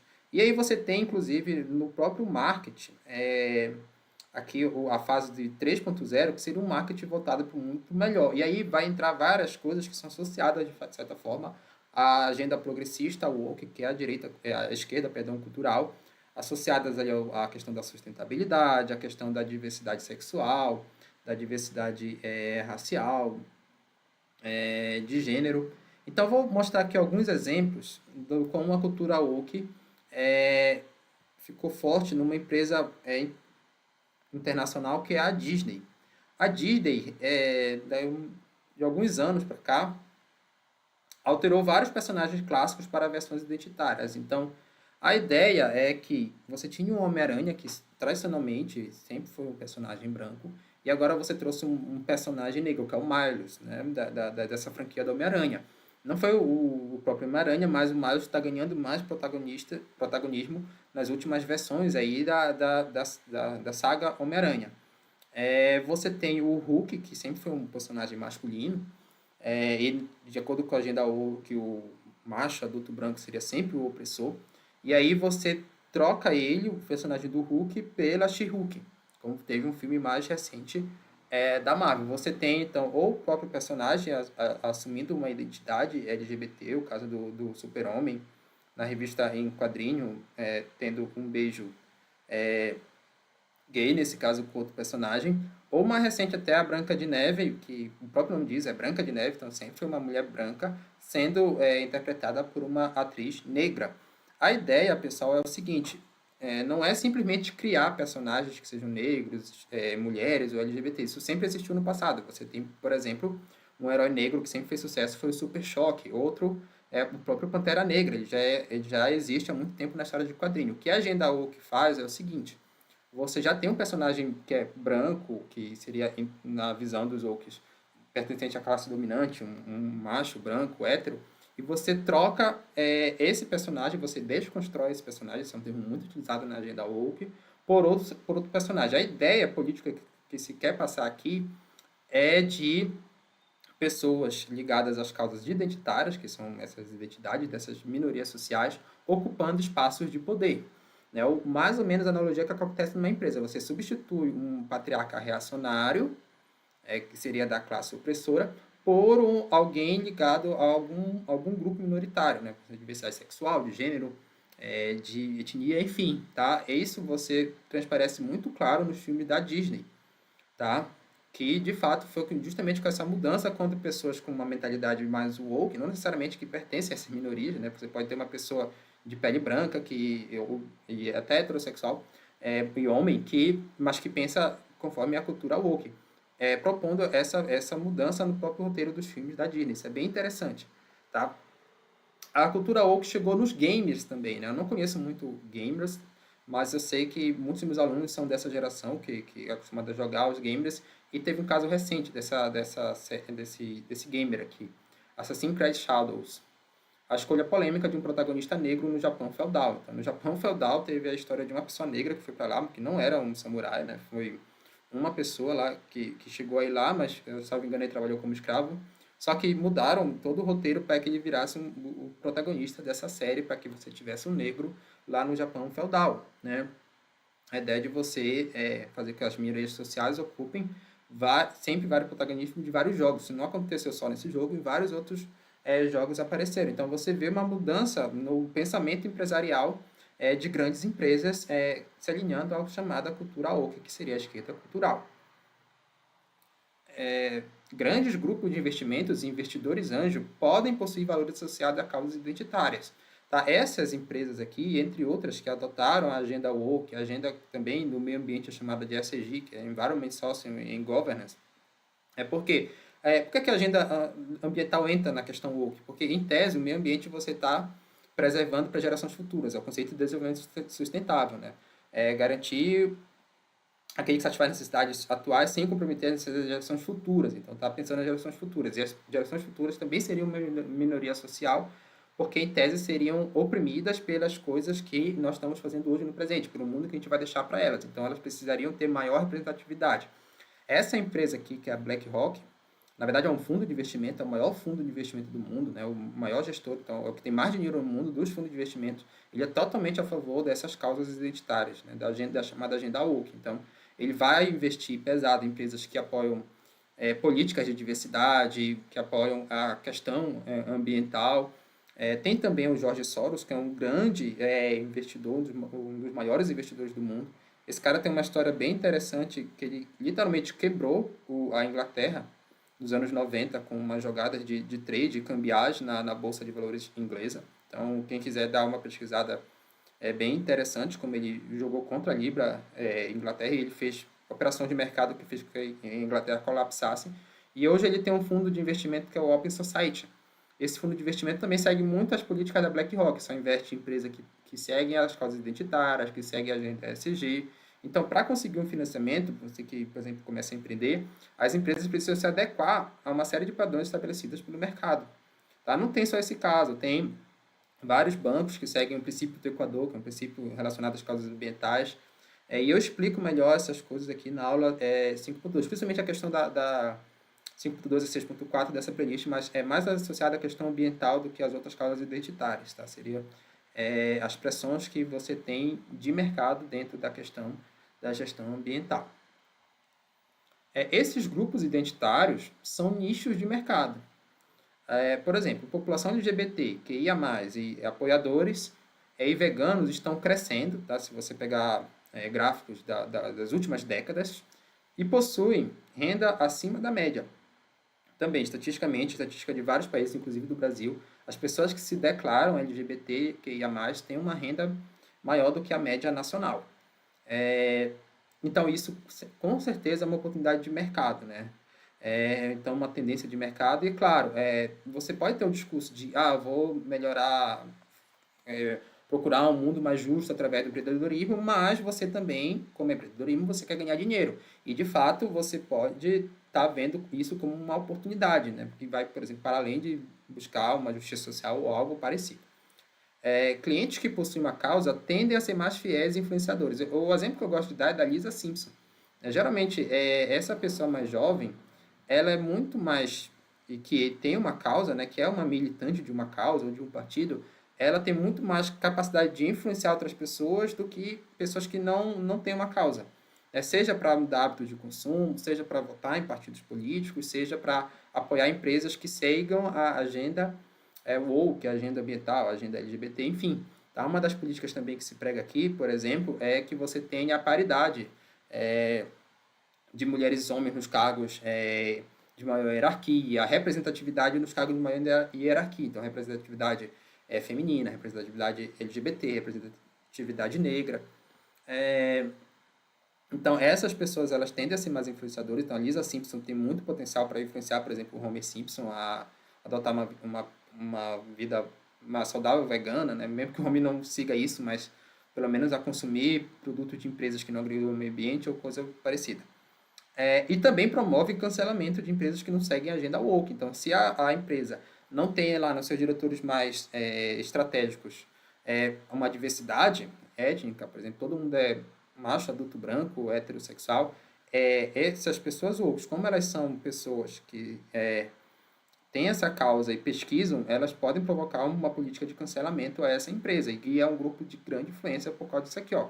Possui renda alta, geralmente são pessoas mais jovens. Então, eu explico também isso aqui na aula 2.2 dessa playlist aqui.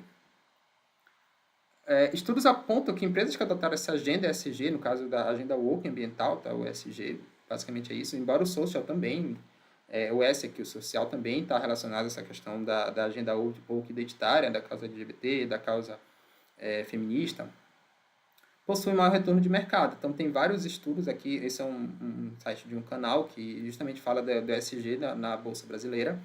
E ele pega que o ES é o Índice de Sustentabilidade Empresarial da Bolsa Brasileira. Tá? São empresas que seguem a agenda ambiental dentro da Bolsa Brasileira.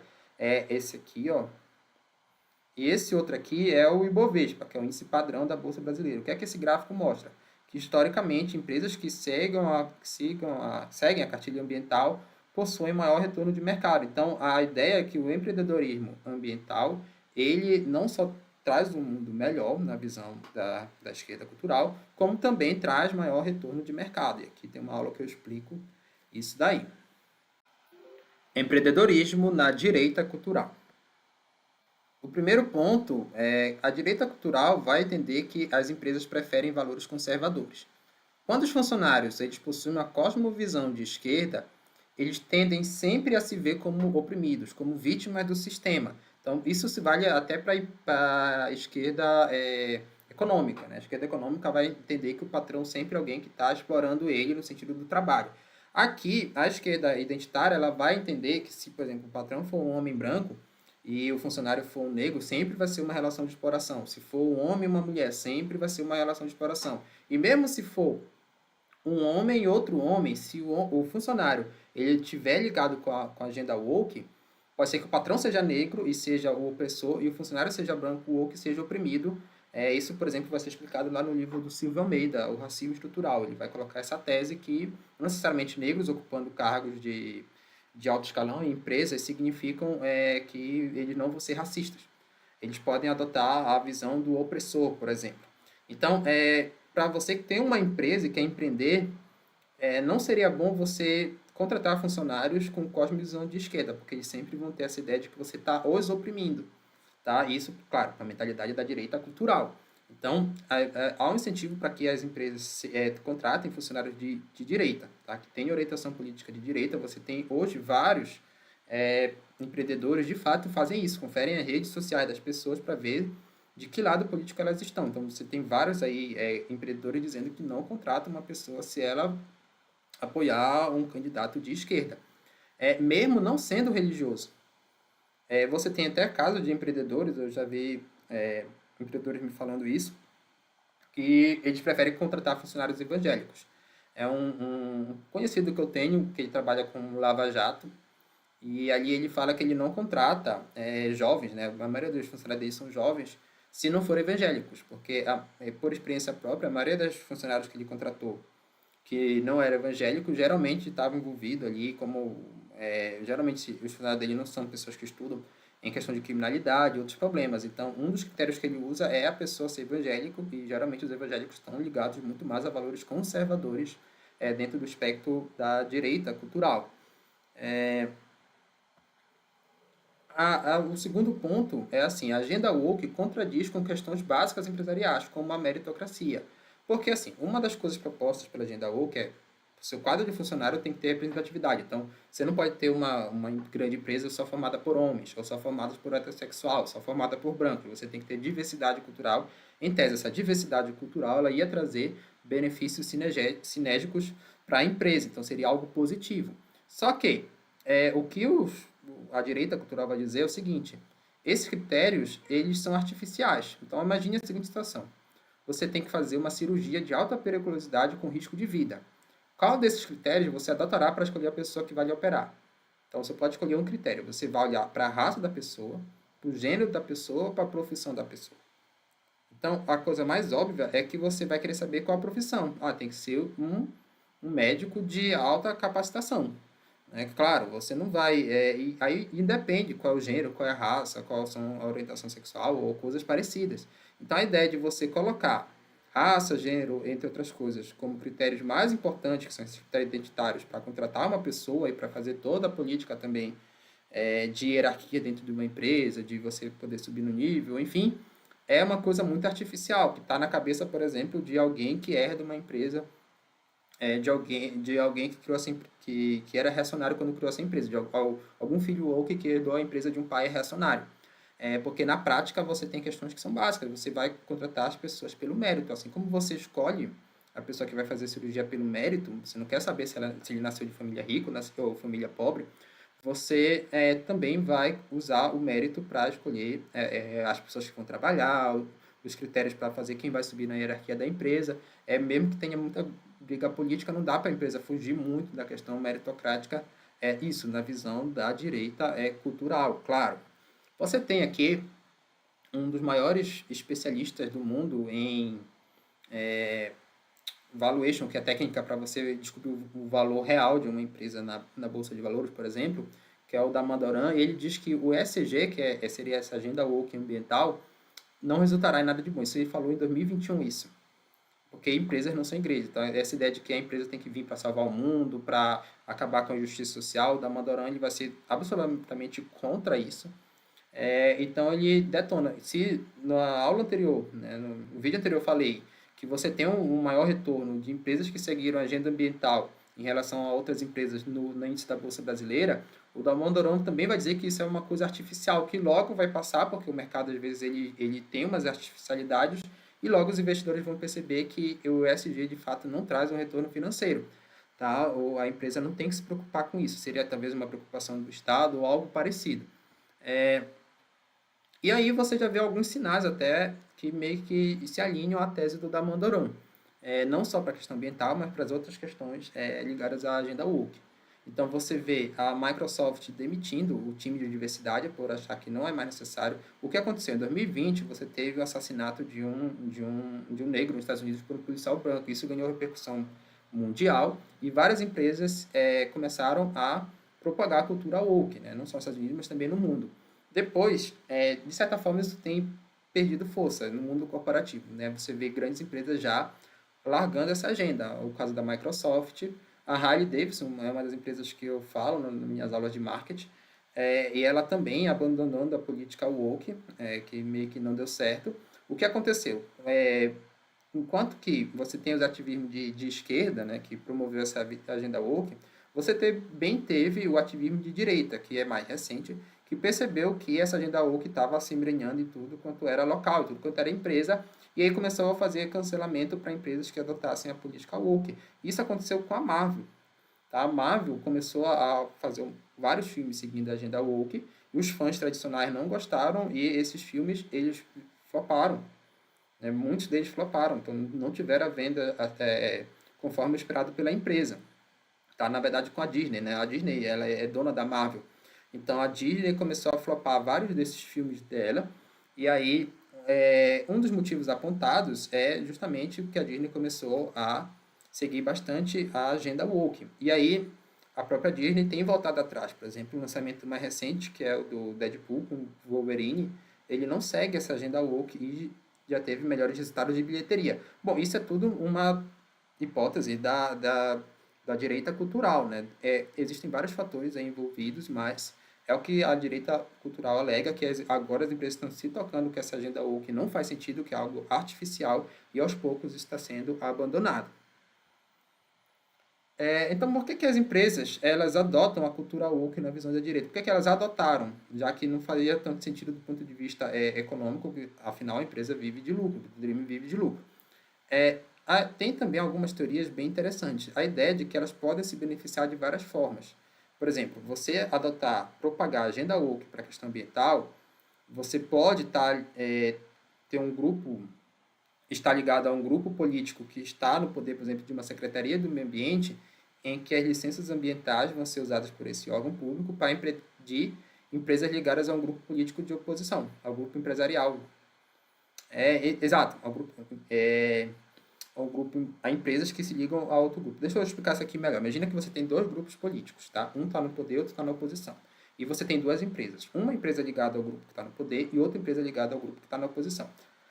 Como o grupo político está no poder, ele está comandando ali o processo de licenciamento ambiental. O que é que ele pode fazer? Ele pode fazer um licenciamento mais frouxo para a empresa que beneficia ele, que apoia a campanha dele, e pode ser mais rígido para a empresa que está ligada ao grupo oposto, que é oposta a ela. Impedindo que ela empreenda, colocando uma série de regulamentações e sendo muito mais rígido para essa empresa, para que ela não tenha lucro e só prevaleça ali o monopólio daquela empresa que apoia politicamente ela. Então, seria um artifício para manter um monopólio ali de grupos ligados, né? Então, a agenda woke serviria para isso. Olha só, grandes empresas podem se beneficiar ao difundir representatividade no alto escalão. Então, eu vou dar um exemplo hipotético de cotas para mulheres no futebol masculino de alto nível. O que acontece? Se você pegar os campeonatos europeus, onde estão os times de alto nível, eles têm muito dinheiro, mas tem uma diferença financeira entre os principais times, mas, assim, como você está trabalhando com futebol de alto nível, não tem como um time ter os 40 jogadores mais caros do mundo e eles serem, de fato, sempre os melhores. Você pode ter os 40 mais caros do mundo competindo com os do 41 ao 80 mais caro e esse segundo time ganhar. Porque está todo mundo ali no alto nível, vai depender muito mais de estratégia, de outras coisas, tá?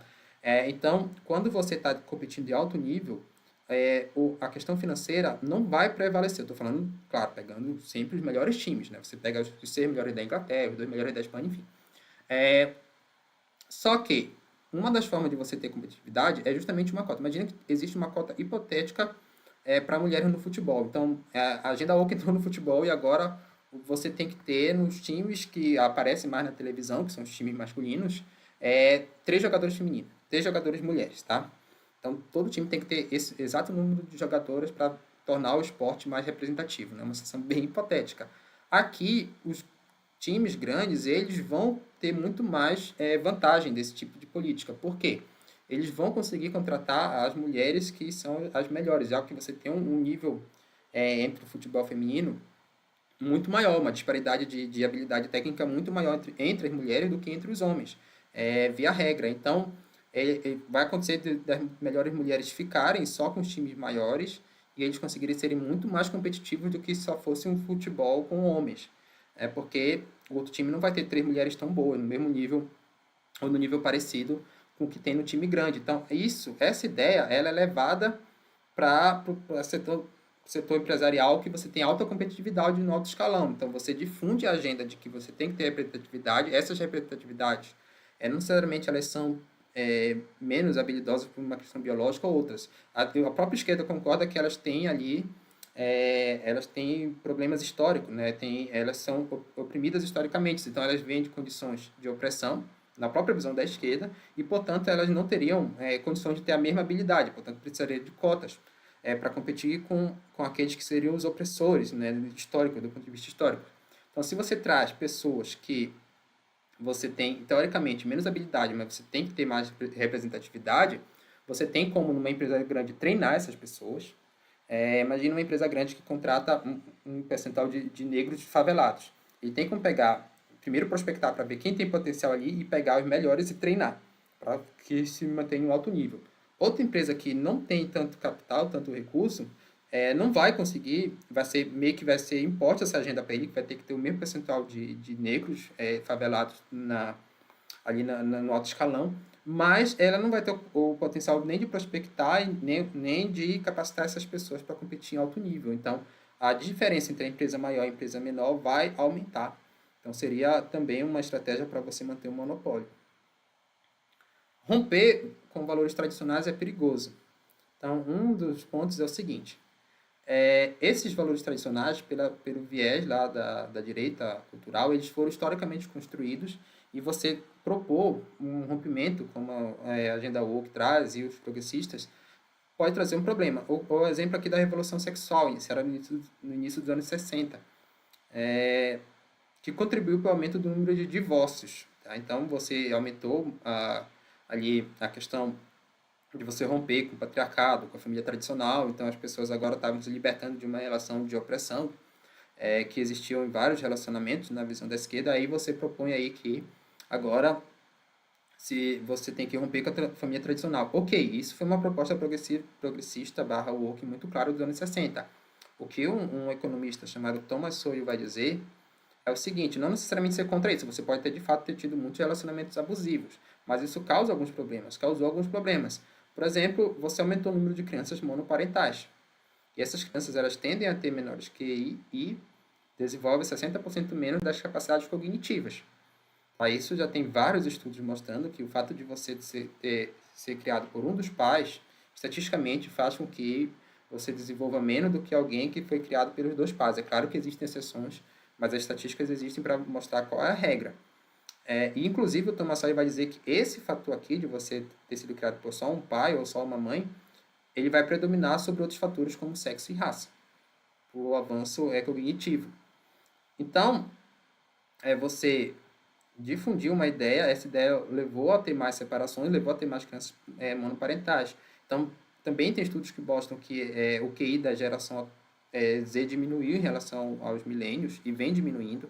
Você conversa com qualquer professor aí de nível médio que já está há 10 anos atuando na educação, ele vai te dizer que, de fato, as turmas estão ficando cada vez piores aqui no Brasil, mas isso é uma percepção mundial. E aí, pode estar relacionado a isso, a você ter aumentado os números de divórcios do mundo a partir dos anos 60. Tá? E porque, inclusive, existem fortes correlações entre o QI, a mentalidade empreendedora e o nível de desenvolvimento de um país. Então, quanto maior o QI, mais benéfico vai ser para o empreendedorismo e mais benéfico vai ser para o desenvolvimento do país. Tem estudos que mostram isso. Empreendedorismo e marketing político. Então, nós vimos aí na sequência da playlist que o marketing político, as ideologias de marketing político são direita e esquerda, né? Independente ali do ponto de vista econômico ou cultural, mas sim do ponto de vista do que a sociedade entende por direita ou esquerda na chamada janela de Overton. Se você não sabe o que é isso, volta aí nas aulas dessa playlist que eu falo de ideologia de marketing na política. Bom, empresas que se posicionam politicamente estão sujeitas ao cancelamento, né? Um termo muito comum nos dias de hoje, de redes sociais, de ambos os lados. Tá? Eu vou pegar o exemplo aqui de duas pessoas. Então, a Luísa Trajano, que é a dona da Magazine Luiza, ela se posicionou recentemente do lado da esquerda, apoiando o então candidato Lula, que é o atual presidente. E bem antes disso, ela já se posicionava do lado da esquerda. E aí, ela recebeu o cancelamento aí dos apoiadores do Bolsonaro. Tá? O Neymar é um jogador de futebol, mas de certa forma ele também tem empresa, ele também atua como digital influencer, então de certa forma é um empreendedor. E aí ele se posicionou do lado do governo, do até então, governo Bolsonaro. E aí ele recebeu um cancelamento da esquerda, né, não só dos petistas, mas também de boa parte da imprensa que se posiciona à esquerda. O que acontece é o seguinte: na mídia tradicional predomina a esquerda. Então, 80% dos jornalistas da mídia tradicional brasileira são de esquerda. Tá? Isso tem pesquisas que mostram, de fato, né, que as pessoas que fazem jornalismo, elas tendem a ter um posicionamento mais à esquerda. Isso no Brasil e nos Estados Unidos também é assim. O que acontece quando você está no futebol, por exemplo, a imprensa é muito importante para a carreira do profissional, porque são as pessoas que estão na imprensa que vão, às vezes, dizer se tal jogador jogou bem ou ruim, e eles passam a percepção disso para o público. né? Pode ser que o jogador tenha jogado razoável, mas a imprensa cai matando, ou vice-versa, que o jogador não tenha jogado razoável, mas a imprensa diz que foi o craque do jogo. Então a imprensa é super importante. Vários jogadores, o Rica Peroni tem uma ideia, é um jornalista esportivo que ele é de direita, ele fala que vários jogadores no futebol brasileiro são de direita, a maioria de direita na visão do Rica Peroni, que eles são, a maioria, por exemplo, são evangélicos, os evangélicos são mais à direita no Brasil, mas eles não se posicionam nas redes sociais, a maioria não se posiciona tanto, porque quando um jogador se posiciona à direita, os jornalistas esportivos, que a maioria são de esquerda, caem matando, isso acaba com a carreira do jogador, então o jogador prefere não se envolver em assuntos políticos por conta disso. Então, ele cita exemplo de vários jogadores que se posicionaram à direita e tiveram na visão do Rica Peroni, foram perseguidos pela esquerda do jornalismo. Tá? Então, de fato, na mídia tradicional predomina a esquerda. Na internet, a direita possui vantagem. Então, se você for ver os perfis de direita, você tem mais seguidores, você tem mais engajamento. Então, a direita ela ganha na internet, mas essa vantagem não é tão grande como é da esquerda na mídia tradicional. Então, a direita ela ganha, mas não é por tanto, porque aqui na mídia tradicional a esquerda dá uma lavada na direita. Aqui não, tá? Aqui você tem um grupo forte também de esquerda, embora o grupo de direita ele seja maior. Pode ser uma discussão de qual dos dois é mais homogêneo, se é a esquerda ou a direita, mas assim, e por que isso é importante? Se você se posicionar de um lado ou de outro, você tem que entender isso. Se você se posicionar do lado da esquerda, você vai ter mais apoio da mídia tradicional. No entanto, você vai perder com a mídia mais recente, que é a mídia social da internet. Né? Se você se posicionar na direita, você vai ganhar mais na internet, mas você vai perder mais na mídia tradicional. Isso aí, o empreendedor, ele vai ter que ponderar. Claro que ele vai ter as convicções dele também. O ideal é que, claro, se você for se posicionar, seja posicionado de acordo com suas convicções, mas nem todos os empreendedores necessariamente vão seguir isso. Pode ser que o empreendedor resolva se posicionar, ou não necessariamente o empreendedor, mas a empresa, né? Focar muito mais na figura da empresa do que do empreendedor, de um lado ou de outro, mesmo que não seja o lado que ele siga, mas que seja o lado que seja mais vantajoso para a empresa naquele contexto.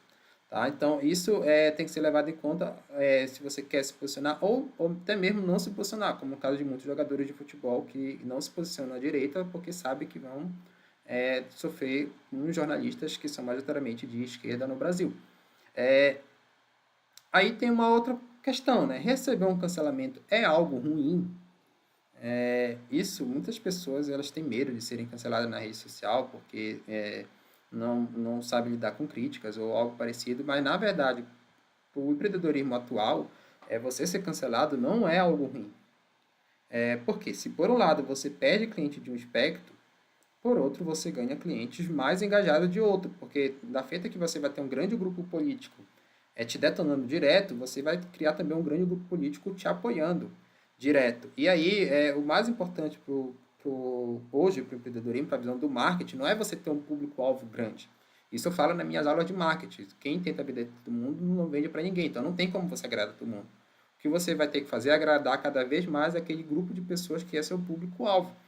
E aí, se você se posiciona, você consegue agradar mais essas pessoas por causa que a política de esquerda e direita tem muito esse lado emocional, né? Daquilo que eu expliquei naquela aula, que você tem um lado emocional, que é chamado gatilho do ódio, enfim. Então, por exemplo, o Neymar cresceu muito nas redes sociais, aí, quando ele se posicionou, apesar dele ter sofrido, entre aspas, né, essa perseguição dos jornalistas, porque alguém pode dizer que não foi assim que aconteceu. Mas, enfim, então você tem esse viés, tá? No mundo polarizado, pessoas estão cada vez mais pressionando empresas e influências a se posicionar. É muito difícil você ficar em cima do muro. Sei lá, um cantor está num momento de eleição e ele vai fazer um show e as pessoas pedem para ele apoiar um ou outro candidato. É muito difícil ficar em cima do muro quando você já é grande, quando você já é uma empresa grande. Então, claro, tem empresas que tentam manter a postura neutra, mas muitas mergulham de fato no engajamento político, porque sabe que isso vai trazer mais engajamento para cliente, vai se converter em lucros. Pode se converter ou não, é claro, mas é uma estratégia que pode ser adotada de marketing político dentro do empreendedorismo.